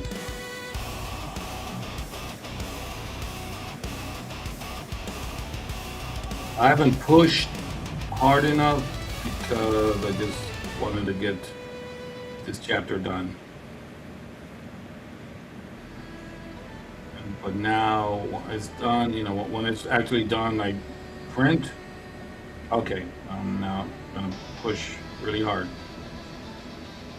But yeah, man, I like Afterlight. It's perfect for my Reaper. They do nothing but horror comics. So it's like, oh, I like you guys.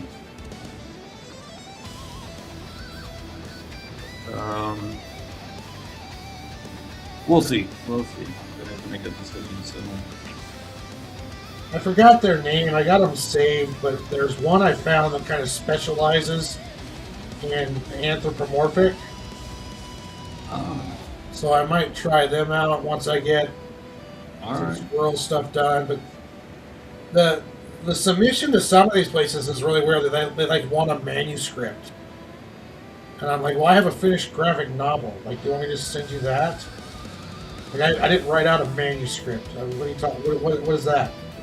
Yeah, it was one channel. I was so surprised when I was reading their guidelines, and it's like, wait, what?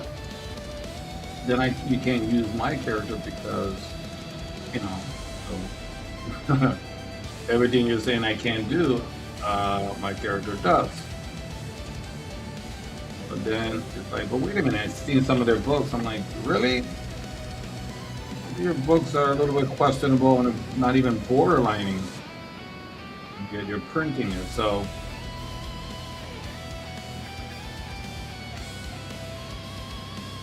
Just weird, you know what I'm saying? So it's like, okay. Yeah.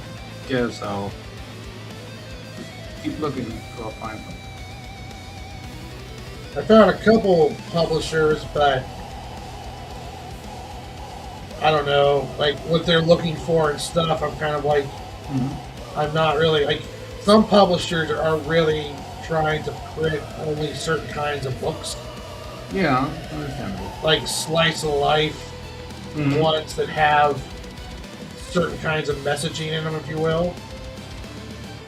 And I'm kind of like, well, mine's about squirrels fighting aliens. I don't know how I would, you know, fit into your guys' area.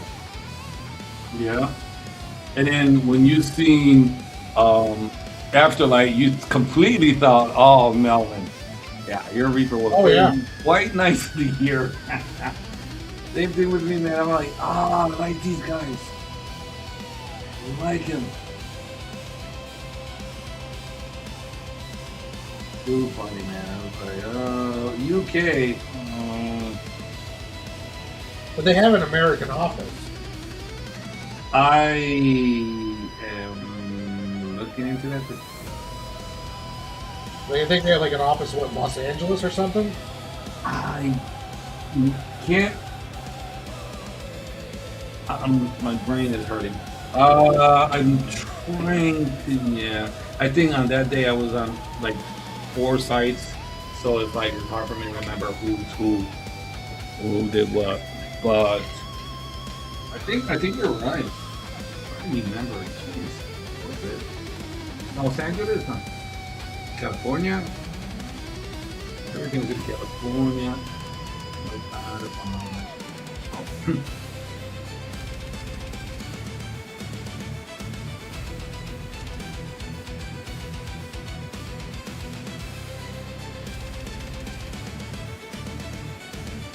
I even thought about trying Mad Cave, but their stuff is so professional looking.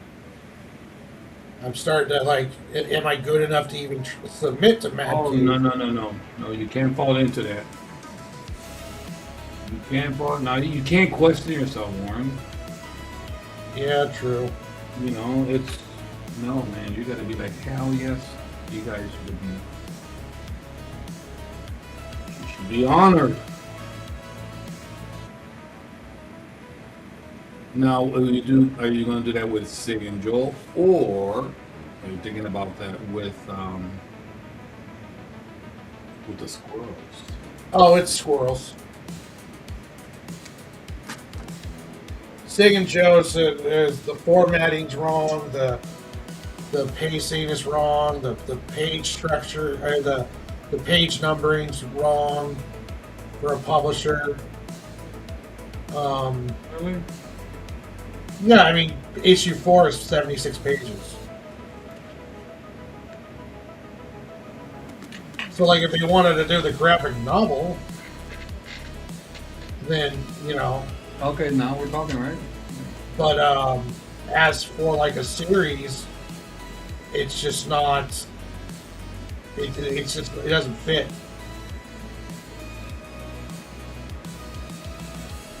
That's really good that you can see things like that. You know, like mine, I'm like, oh, no, my character would not fit there. You know what I'm saying? So that's cool that you realize that. You think you would fit more in what, Antarctic? I think Sig and Joe could have fit in Antarctic, but since Diamond left. Mm-hmm. But at the same time, though, I know I'm not supposed to talk like this, but there is also a quality issue with Sig and Joe. It's a first book. The first issue is pretty rough. The artwork is not great. It gets a lot better when you get to issue 4. Issue 2 and issue 4, or issue 3 and issue 4 are a lot better than the first 2. Don't get me wrong. But there is some things with issue 1 and issue 2 that could have been, I think, that could be massively improved on. Like, I have much more faith in the Squirrel book than I do Sig and Joe.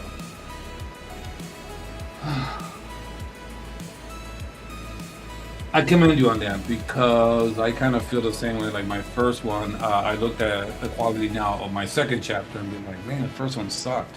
There's so much, yeah. I'm comparing them. I know I shouldn't, but at the same time, it's like, okay, hey man, it's my first attempt. So We have to be realistic. yeah. We can't just be rose-colored glasses and everything that we do is great, because you're not going to improve any. And there's a lot of areas in Sig and Joe that can improve. Now, don't get me wrong, there's people who love Sig and Joe, and Massive Panda would probably argue with me on Sig and Joe. But I also, understand if a publisher is looking at it and being kind of like, well, 1, I don't know where this book fits, and 2, it's just kind of out there. And so, quality issues aside, the storyline's kind of out there too. And it's just one of those things that I have to be honest with myself. I mean, I think as creators, we have to be a level of honesty with ourselves. Yeah. Now, the Squirrel book is a completely different beast. It's some of the best artwork I've done yet. It's much more of a cohesive story. Pacing wise, everything along those lines, and it's easier to pitch. You know, it's easy to fall in line. It's like, what's your book about? Warrior squirrels fighting off an alien invasion in my local, in my city park. You know. Yeah, and that's exactly what they want. They want to hear, okay, in 30 seconds or 4 sentences, you know, give me a lowdown on what is that called, a synopsis or something like that? Yeah. Yeah, and if you can do that, that's you know, they're going to be impressed. They're going to be like, okay, you know what? And I like that, man. You put this man on the spot and he just went and boom, this is what it's about.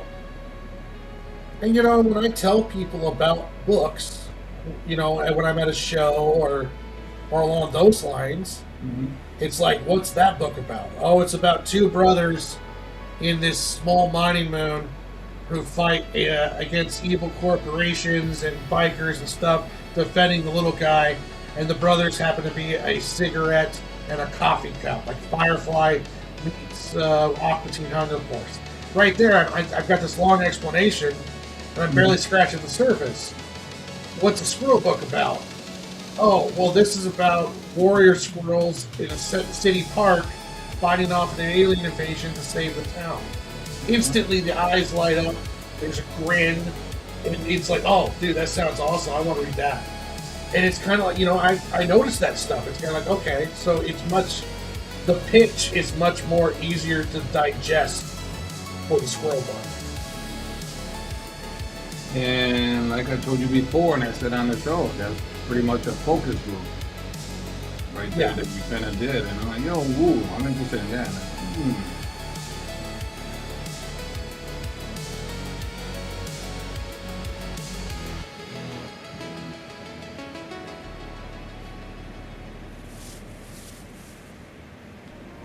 So I've got, you know, decently high hopes for the squirrel book.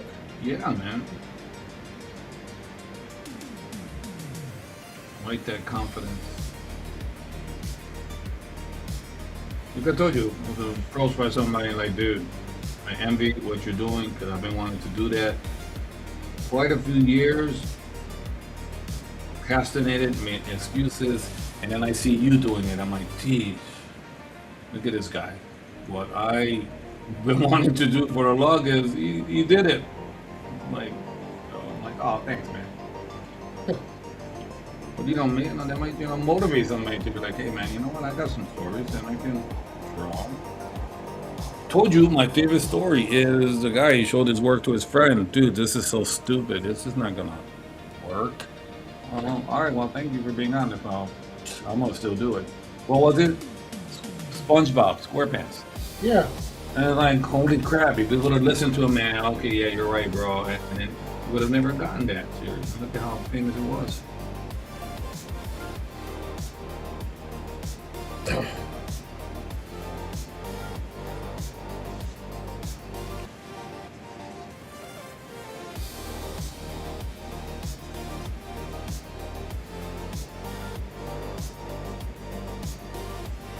Everybody loves SpongeBob.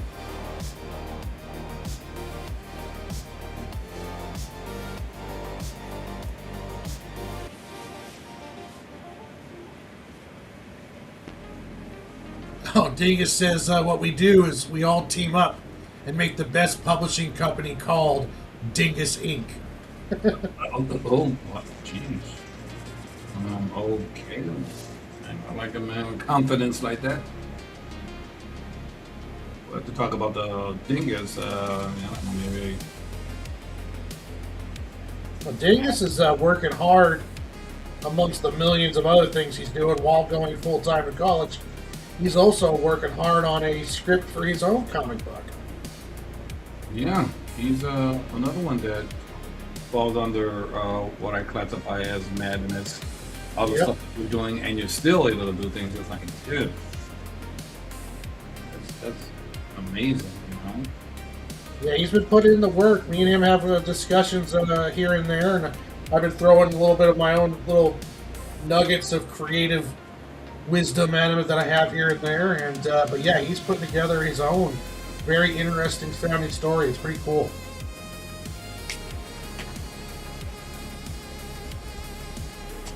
I love That's to. just put in the work. People are like, oh, I don't have time. I've said this before on the show. There is time.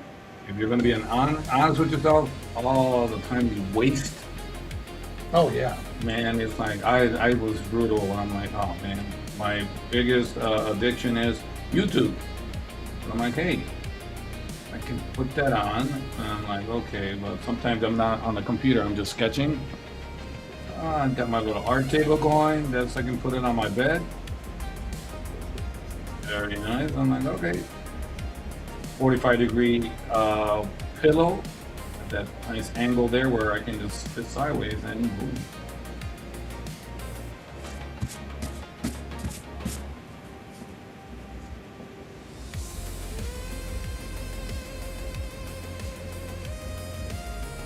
Ah. Mistakes galore. I know. As I'm finishing up issue 1, I've already partially done it, but I need to make sure that I get the script for issue 2 all buttoned up. So as soon as I get done with 1 and get to the lettering stage, I can start realistically going into 2. So start working on the pages of 2 while I'm lettering 1. Nice. Yeah. You gotta do, man. Look at that. I still gotta go through all my pages, make sure all the artwork is, fix all the mistakes. But at the same time, I'm like, I need to start on chapter 2. 3, excuse me. Chapter 3. I kind of snuck in there on the first page, like, okay, Yeah. just the difference between us, Warren, we got that drive, we're self-motivated.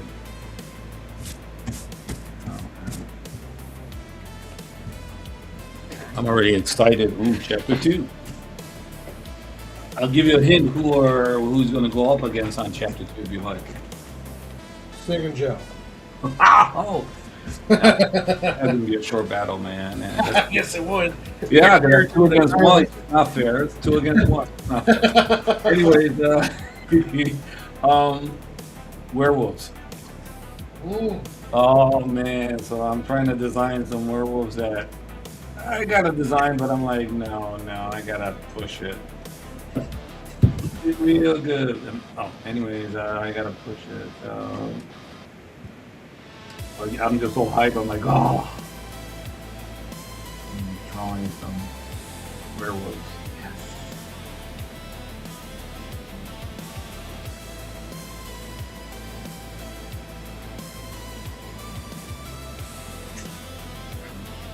Mm-hmm.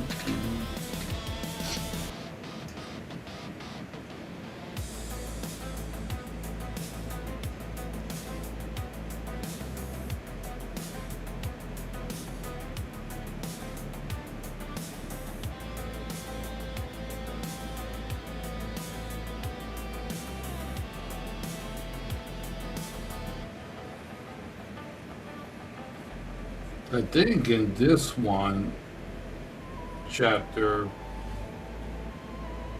Dad speaks a little bit more. Okay. Usual. I wanted to give him more 2 different personalities. When he's Justin in the form of a human, yeah, I can, throw expressions and a little smirk here and there of smiling, a little bit, more likable. But when he's dead, and then the dead form, that's it. He's all business. And they don't talk much.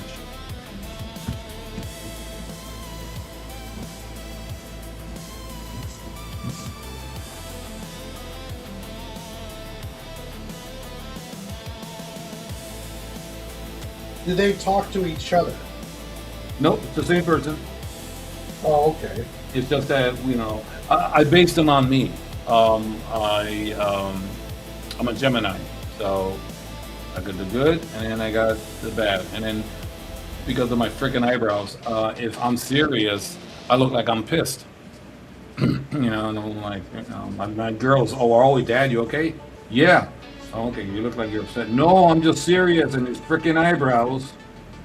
You me look like I'm friggin' evil. I've been told I have a resting bouncer face. A walk face? Bouncer face, because like whenever I'm just kind of, standing in public, I usually stand off to myself, and I'm usually thinking about something, and it makes me look like I'm some kind of like mean bouncer watching You everyone. don't even know what you're thinking about, like your creativeness, like, oh man, I can Yeah, do I'm thinking about squirrels the squirrels like the squirrel, yeah. arguing with his dad or something like that. And everyone looks at him, he's like, oh, he looks like he's pissed. You look like you're about to slaughter somebody. Wait talk to him. And on your mind, squirrel. Squirrels.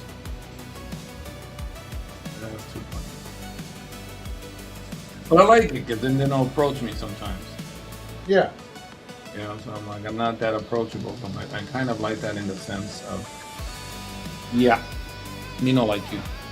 So.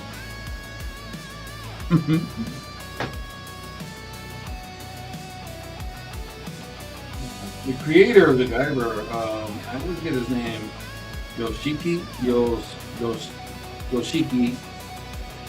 Takaya. Yoshiki Takaya. I always get his name. Always. For years. What's his name? Who created him? Oh, I'm gonna butcher his name. Poor guy. Sorry. I'm terrible butchering names.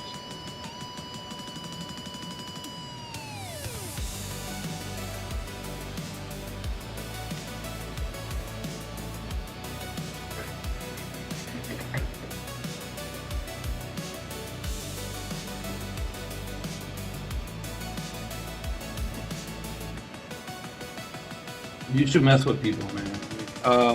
What do you do? I'm a bouncer. I knew it.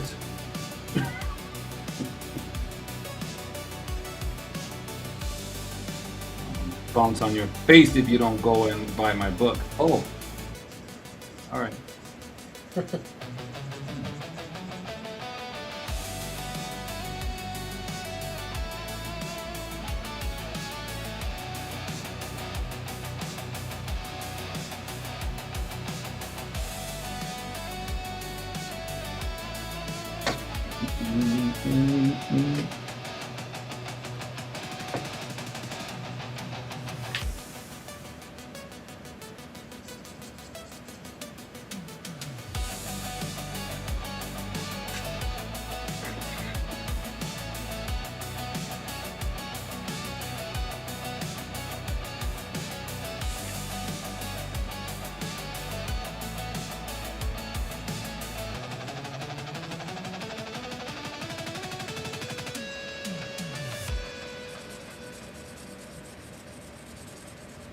Hey man, we're gonna get a couple of people here hooked on Guyver.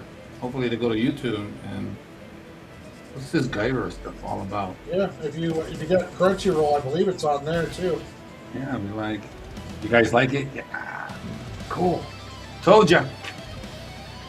Warren and we told ya.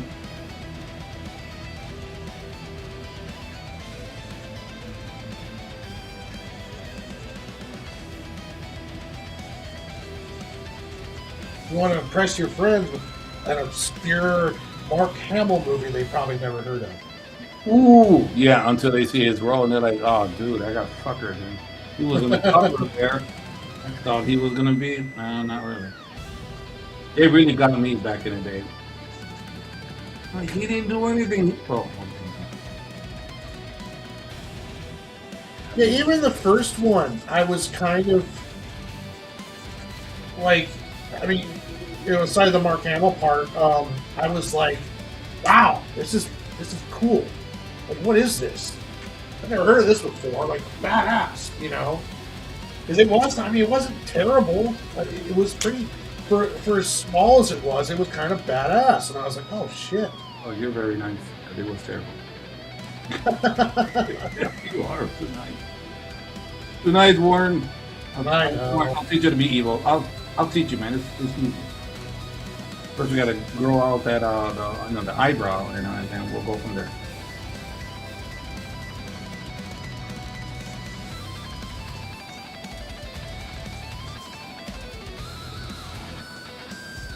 I am decently nice. I try. But I love giving that look. You know, just leave me alone. Somebody call to me and they're like, oh, no. Wait, see Generation X? Don't mess with those people. Leave them alone. People are crazy. People don't understand, you know, that I tell people stories when I was a kid. They're like, what? You're bull. No, that's exactly what happened.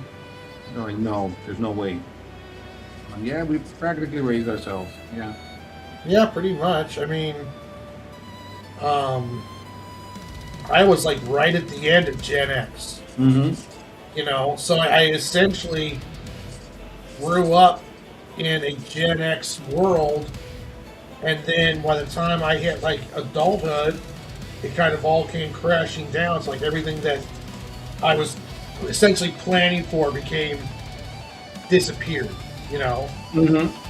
And yeah, it was weird. It was weird being kind of like, yeah, I showed up to the Gen X party like at the last, you know, the last hour of it. And then everything kind of changed from that point. So it's like I understand Gen X pretty hardcore, but it was like, yeah, it was just weird. Oh, yeah. Like I said, I tell people stories and they laugh. I'm like, you're bull. No, that's how things work. I'm like, geez. You thinking, like, no supervision? Yeah, we did. My mom, every few hours, just scream my name, and then she knows I was there, you know, like, playing with her. And I'm here, Mom. Okay. Just checking up on you. I haven't seen you in about 8 hours. Okay. Yeah, like I grew up, you know, the internet wasn't around until I was a teenager, you know. And when we finally did get internet, it was like you could be on the internet until someone called.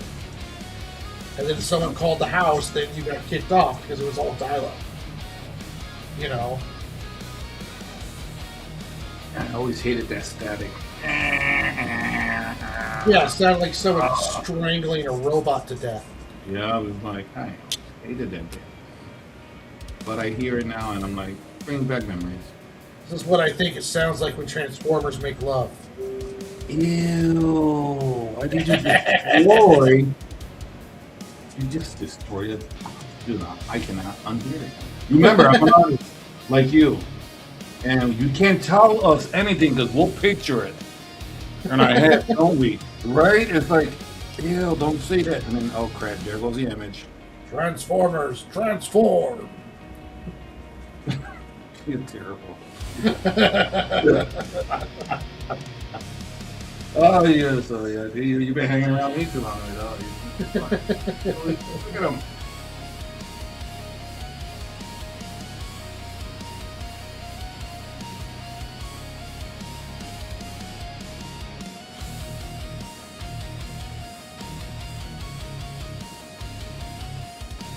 I remember when chat rooms were the big thing. Like people would get, if you didn't have a computer, you could get that web TV, which was kind of like essentially it was kind of like a VCR that hooked you up to like these really weird chat rooms. Yeah. You got out of them really quick when you do this conversation. Like, oh hell no, What? You guys are what? No, I'm good. I'm out of here. Didn't blame your parents, not my parents.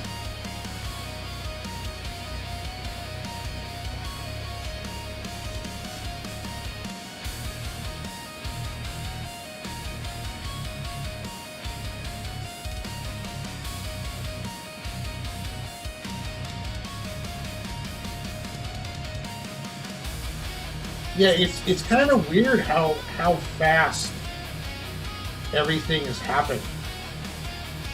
You know, like from dial-up internet to having supercomputers in your pocket.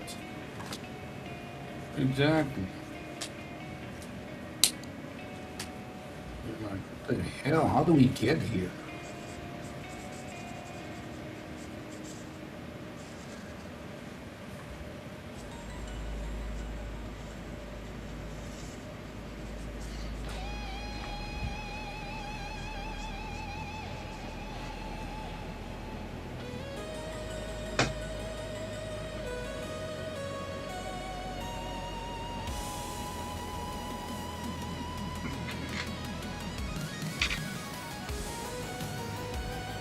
And there's a guy, man.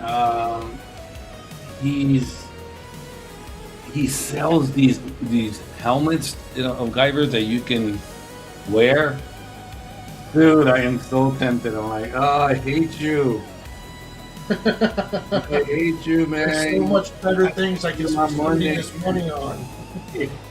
Why are you doing this to me? Like, what would I do? I'd have that on like an idiot, sitting down on my bed watching TV, watching Guyver with the helmet on. What the hell? Somebody better not knock on my door. Be like, oh, what the? Yeah, I got Your the- daughters are all like, Dad, the helmet's starting to smell. Call me the Guyver. Yeah, okay, I'm just her. No, he crazy. I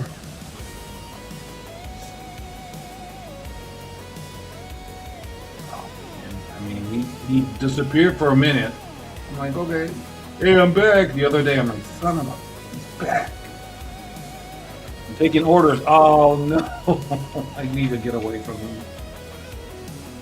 He's gonna be like, take my money, take it, take it.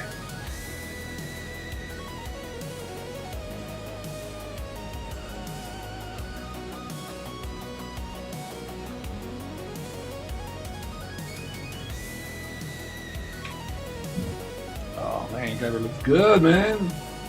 Yeah.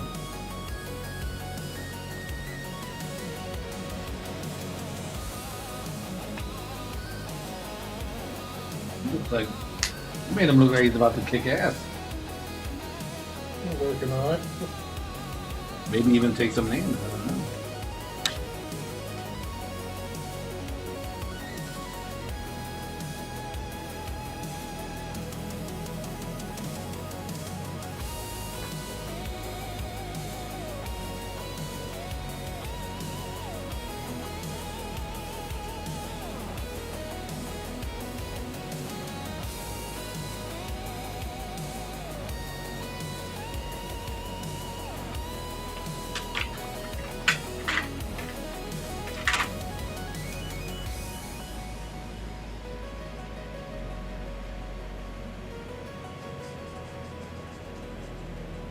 I know the chat is over there talking about prison. I'm like, hey guys, what did you hear about me?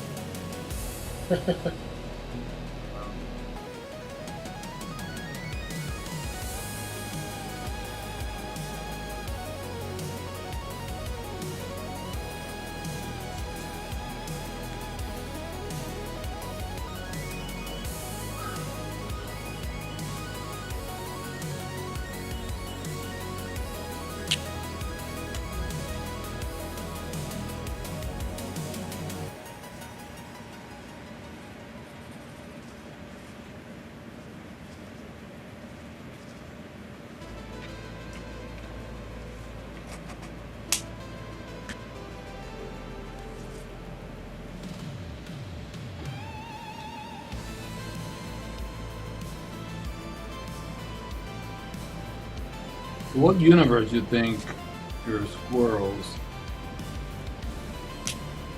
would fit? Example, Marvel, DC, Image.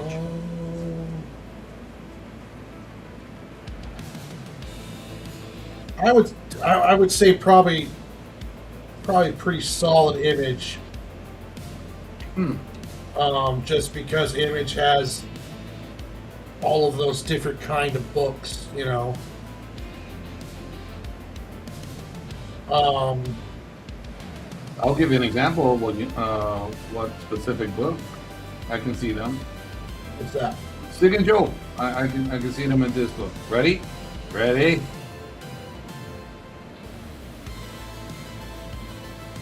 Yeah, I don't think you're ready. I'm ready. So. Dork. Oh yeah. Right? You know, I can kind of like, I see Dork, I'm like, dude, I can totally see Sig and Joe show up and, all right, who's ass we got to kick? You know, I can totally see it.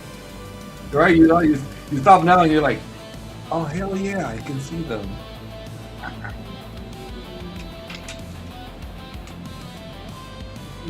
interacting with him. Like, what universe are you guys from?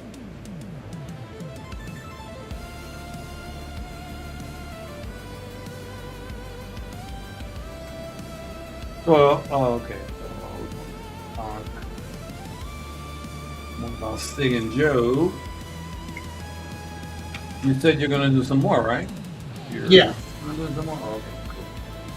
Any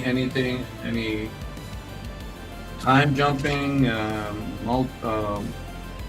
multiverse or anything like that? No time jump. Well, maybe a couple months after the ending of the first arc, there was something that kind of major happened to one of the characters, and we're going to explore her backstory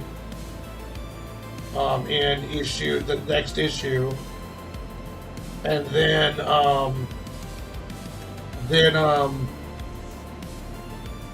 we're going to also introduce the first main villain, which is Rex. Mm-hmm. More hardcore. He's going to make a big appearance, and the next arc is going to be. I called the first arc "No Good Deeds." Mm-hmm. The second arc is going to be "Go Unpunished." So the second arc is about the repercussions from the actions of the first arc. And what I wanted to do is, I'm the kind of person, like, my own personal philosophy is that anyone, like, being evil is essentially being selfish. And to be a good person, to care about others, it takes work, and it takes, you have to try at it. Mm-hmm. With Sig and Joe, it's not just enough to call yourself a hero. When the shit hits the fan, and you've got to do the right thing, and doing the right thing is hard. That's why not everyone does it. So with Sig and Joe, they're going to hit some massive repercussions for what they were doing, and what they were doing they thought that was the right thing, and now they have to decide. It's like, okay, are we really the heroes that U-Turn wanted us to be? Are we really the heroes that we think we are? Or do we kind of crumble and kind of just, stop doing what we're doing? And that's kind of the position I want to put them in. It's essentially an arc where, okay, you guys went and played heroes. You guys messed with the biggest mega corporation on the waste can. It sounds like, it's you guys really you guys messed with them, and now they hit you back hard. Now, are you guys going to crumble, or are you going to do the right thing and step up and really become the heroes that you thought you would be? Like, this is when the shit hits the fan, is the time period when the hero is defined. And that's kind of what I'm going for with the second arc. Nice. And it's one of the things where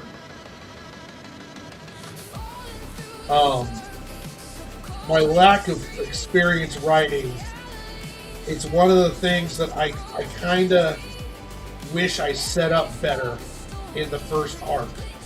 Okay. And that's the one thing that irritates me about that first arc, is that I didn't understand how to set something up like that better, like I do now. Okay. And it's almost to the point, there's part of me where it's like, if I want, like, okay, when I go back to Sig and Joe, does Sig and Joe need a reboot? Like, is it a property that deserves a better shot? Now that I have more experience and kind of or do I just keep going and kind of build something off of the little bit of stuff that I started in the first one and really compound it and do good with it in the second and third arcs. Interesting. You know, that's something that I kind of bounce around in my head. Would it make the story better if I rebooted Sig and Joe? You know? Yeah, you got to think ahead. Like, will it? Yeah. Because I love Sig and Joe. I love the story.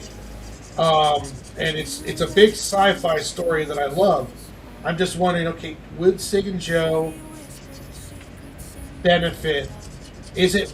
I know it's worth it, but how much better would it be if I rebooted it?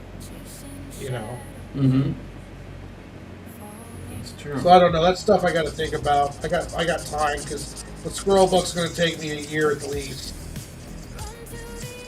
Yeah, but it's good to have it right there. Like, okay, I'm not forgetting you. I just think about it, make some decisions. It's just one of those things that I got to think about decision-wise because that was the plan. Was the philosophy behind it was like, okay, so Sig and Joe, it's, you know, I wanted a story about, I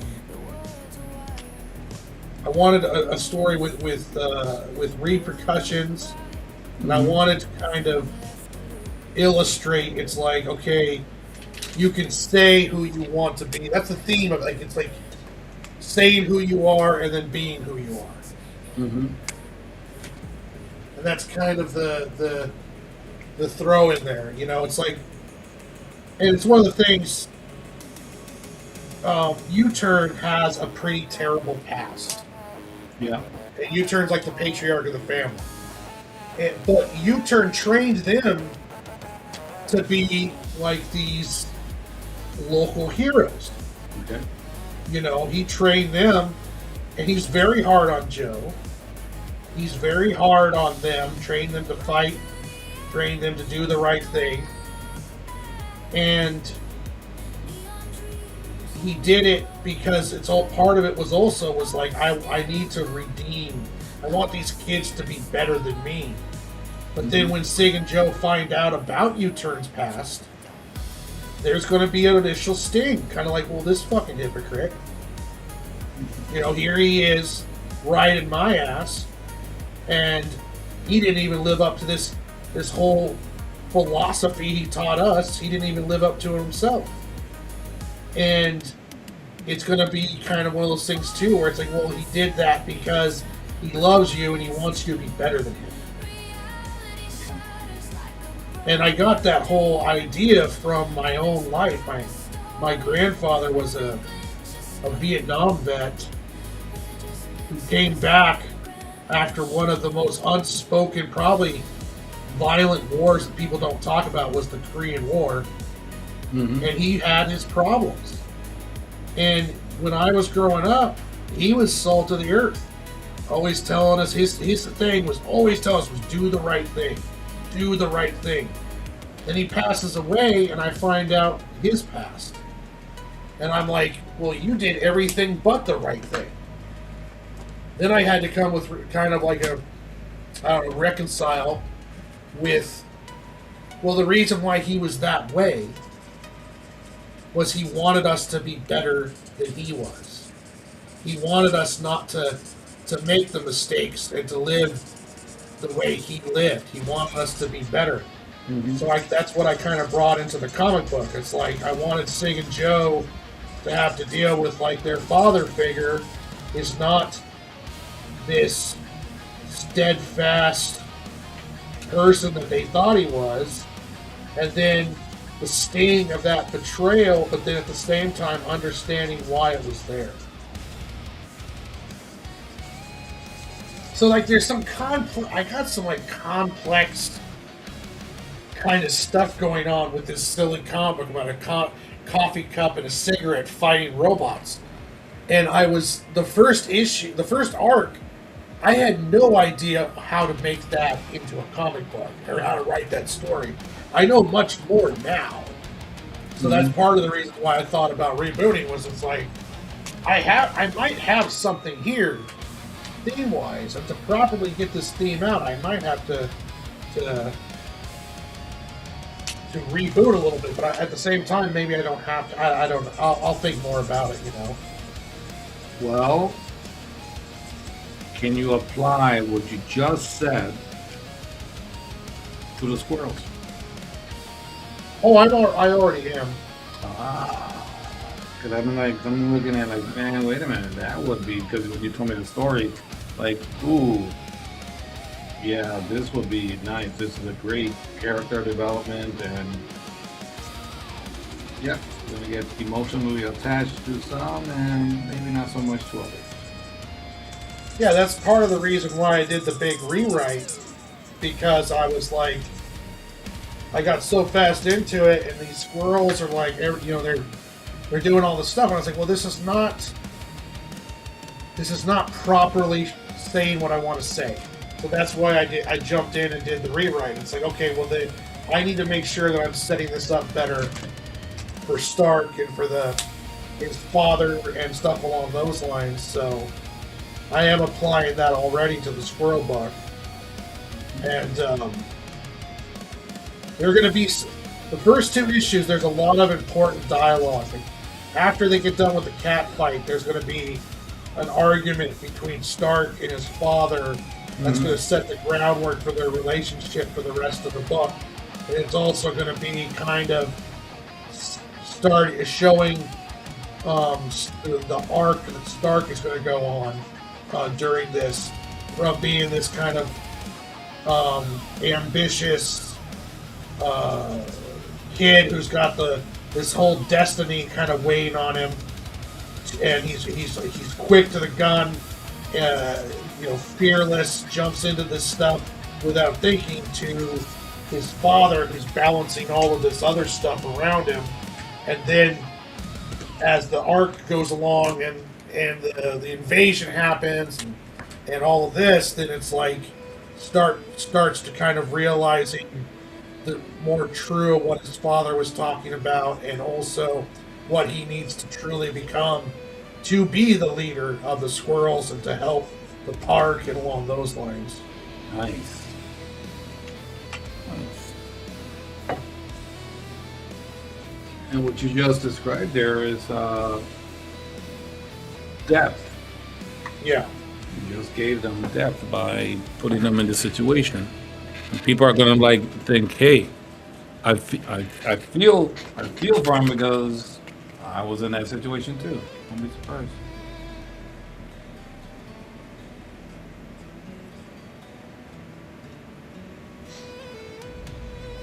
Yeah, so when I was doing my character, I just said, there's a lot of stories to tell out there, and this one here, when you see it, you're gonna be like, the word is gonna come out of your mouth like, damn, because this is the first victim, and he's making her like, okay, I have your memories, but I need you to show me.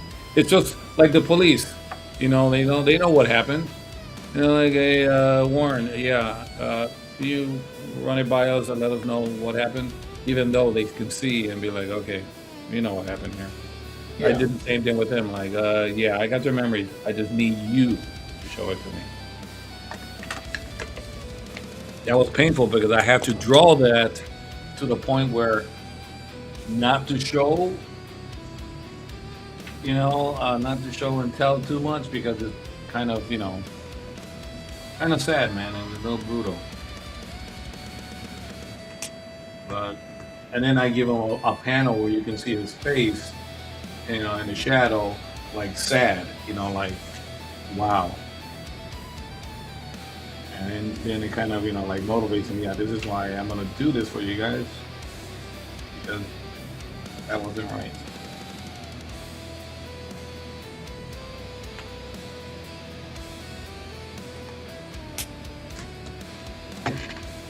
Isn't it awesome, man?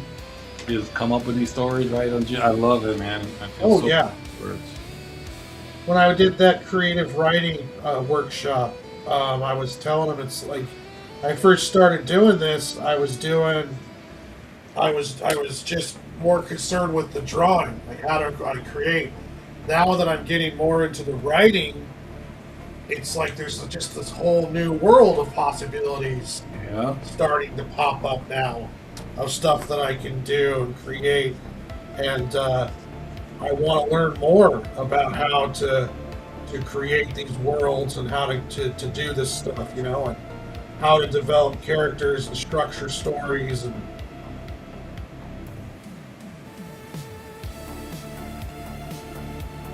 Oh yeah. Yeah, I don't like best storyteller. No, not really. But I have some stories to tell.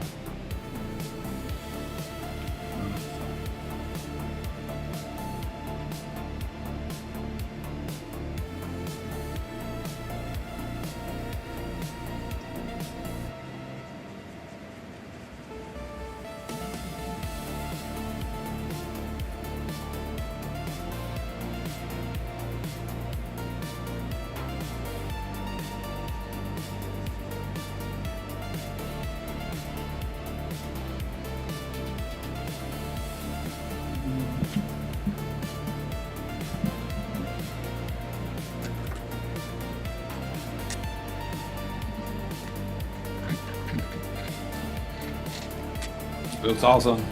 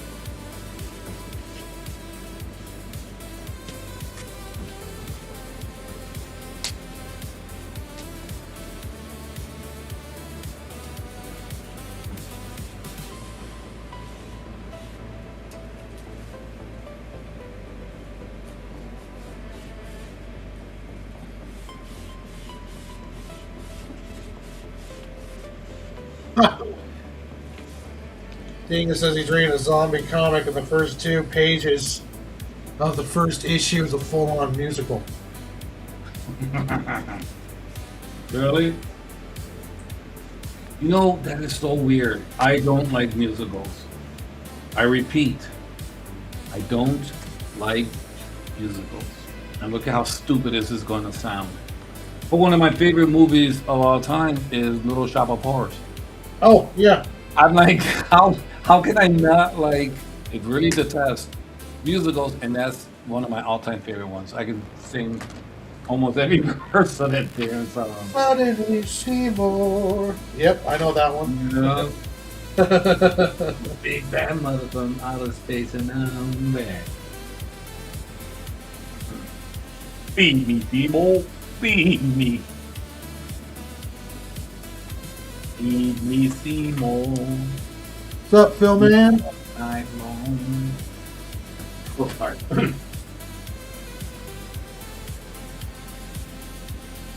Cause if you feed me, Seymour, I'll grow up big and strong. Mm-hmm. Anyway, I love that freaking movie.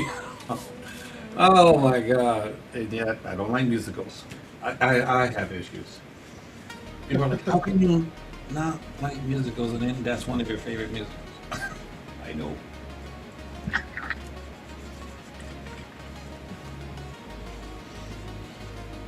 You know, I'm not going to render this. There's sometimes characters, I don't know what it is that sometimes you don't want to render.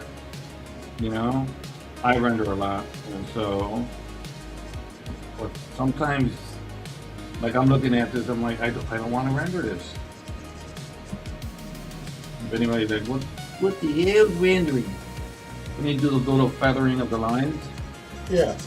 Yeah, just for those who maybe are thinking, what does that means? Yeah, I don't like. Sometimes, yeah, I love doing it, but sometimes, like this case right here, I like the blockiness of the character. So it's like, I don't want to render this.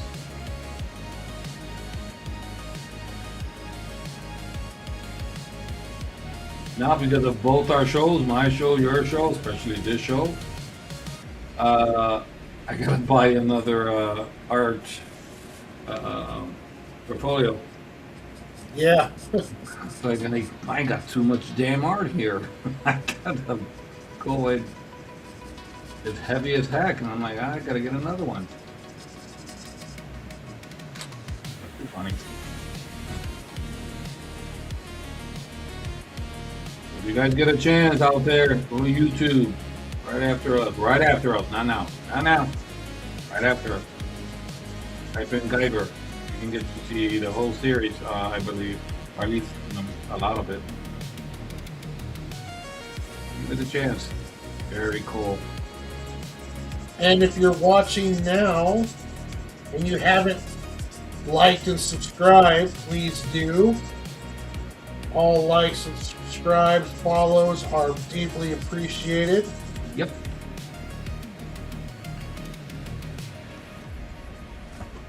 We currently have 22 people watching us. Oh, nice.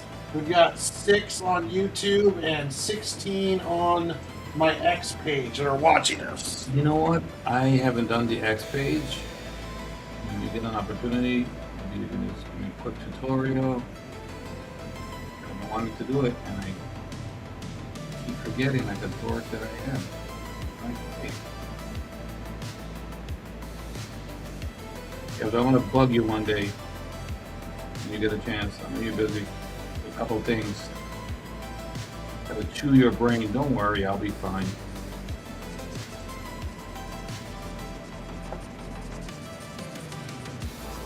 Yeah, I just started streaming to X like a week ago with my live streams and stuff. And I think our last Art Brothers show, I streamed to X, and I get a good turnout.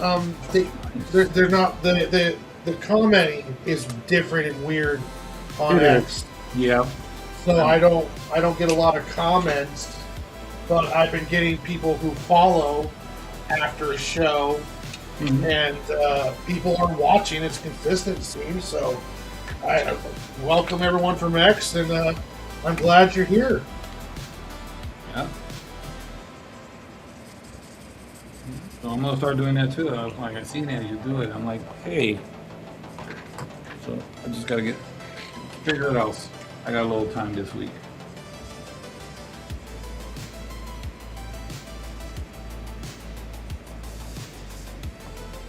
Yeah, I really do like the blockiness, and it's like I don't really want to do this.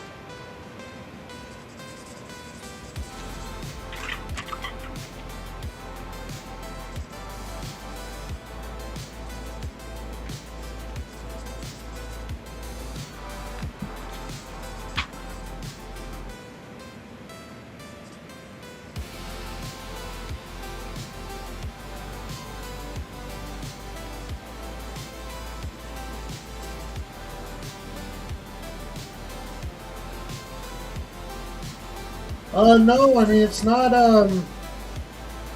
It's still going. I mean, don't get me wrong. Most of Twitter is just a gigantic verbal fist fight between people hating each other. But I've got 16 people. I think maybe 18 people watching me on there now, and it's not all terrible. So, but yeah, there's a lot on Twitter about just people fighting with each other. But I'm starting to get a little bit of traction with my artwork. So, booyah! Yeah. I'm actually really happy how this turned out.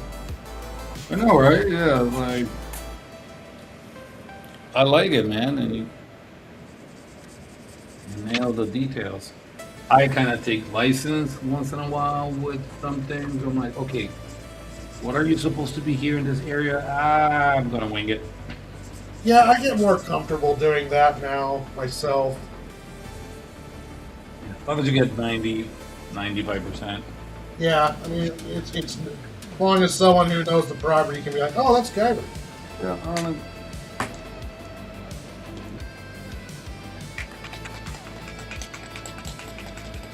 No, you're not gonna put that in a frame, are you?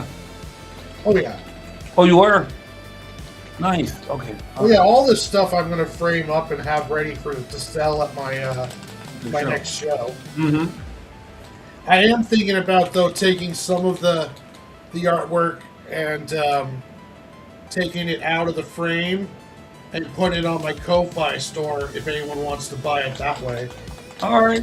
Well, yeah. Well, you can do half of that. Just take a few, test it out there, and then Yeah, because I don't want to have anything for sale on my Ko-Fi store that's for sale like at my table. Sure.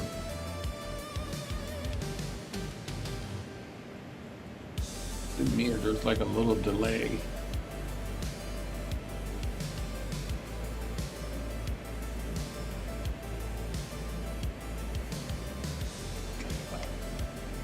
So much fun, man, bro. I was so excited, like, oh, I haven't drawn Guyver in a few years.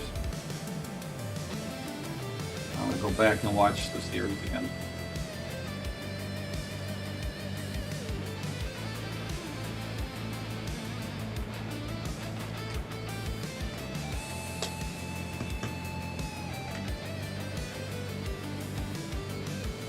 Yeah, now let's see here. Where's the list? We have the list here. Oh, yes, you do. Mark off Guyver. Sorry, man. I put all that pressure on you. I should have gotten on this too, but I trust you.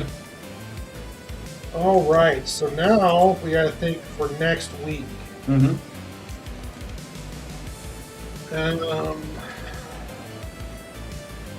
Nice feeling. huh? Yeah, the movies were live action were cheesy, but it was fun. Oh yeah, completely. What's on the list? Here,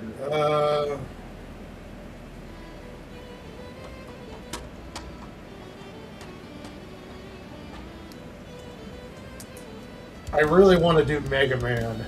Okay, that's it. Done. Yeah, let's do Mega Man next week.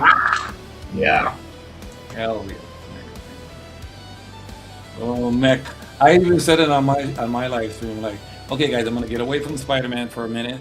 Then I did the Spider-Man drawing. I'm like, I really want to ink it. But then I'm like, okay, guys, I'm gonna get away from mech, and now we're gonna do Mega Man. So it's like, Okay, hold on a second. Let's do Steampunk Mega Man. steampunk Mega What do you think? Man. That's a challenge because when I did my steampunk T-Rex, it came off more like mecha.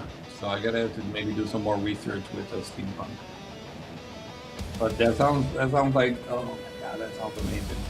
Okay, so next week will be Steampunk Mega Man. Mega. Yes.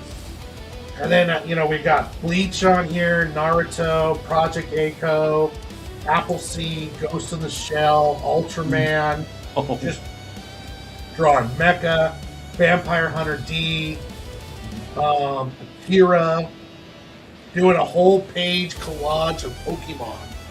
yeah, remember that one? That was gonna be a while, okay? We gotta fill up a whole page. Oh. Okay, Philman X says we need to add the Max to the list Of course.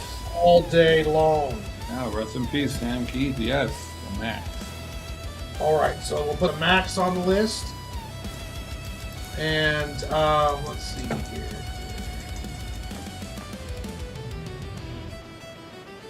You can do a mashup. You know that? Of a couple of these? Well, yeah, like we can mash up characters, like, and make I don't know, ninjas or something. We can mash them up, like, I don't know, just throwing out the Simpsons like ninja. Just a mashup. Oh, yeah. Something like that would be fun too. Yeah, kind of like Mega Man Steampunk Match. Yeah, there you go. Actually, you just did it right there. What am I saying? Well, I mean, like, Bleach or Naruto Mecha. Yeah, there you go. You can do Steampunk Akira. And you know what? That would be good with Kaneda. No, Tetsuo. The Tetsuo with that arm of his. Ooh. Yeah. Wow. Yeah, but we'll do Steampunk Mega Man next. And then I gotta do some steampunk research myself. Yeah, like I said, me too, because I kind of went off of, I think I know. And somebody was like, hey, he looks more mecha. I'm like, yeah, he does. More research. Yeah, just gotta do some research on it, and we'll get ready for next week.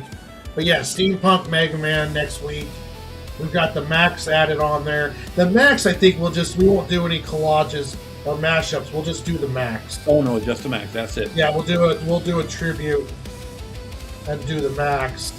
Yeah. And then with the other stuff we can play around with, like, like Mecha Ninja Scroll or like Cyberpunk Ninja Scroll or something along those lines would be really interesting. Yeah. Steampunk Akira. Or we can ask our amazing, audience here, and they can throw ideas like, hey, I want to see a mashup of. And there you go. Yeah, it's true. Anyone who's watching, if you guys would like us to do something, either throw it into the comments of the stream and at any time, and we will write it down and we will do it.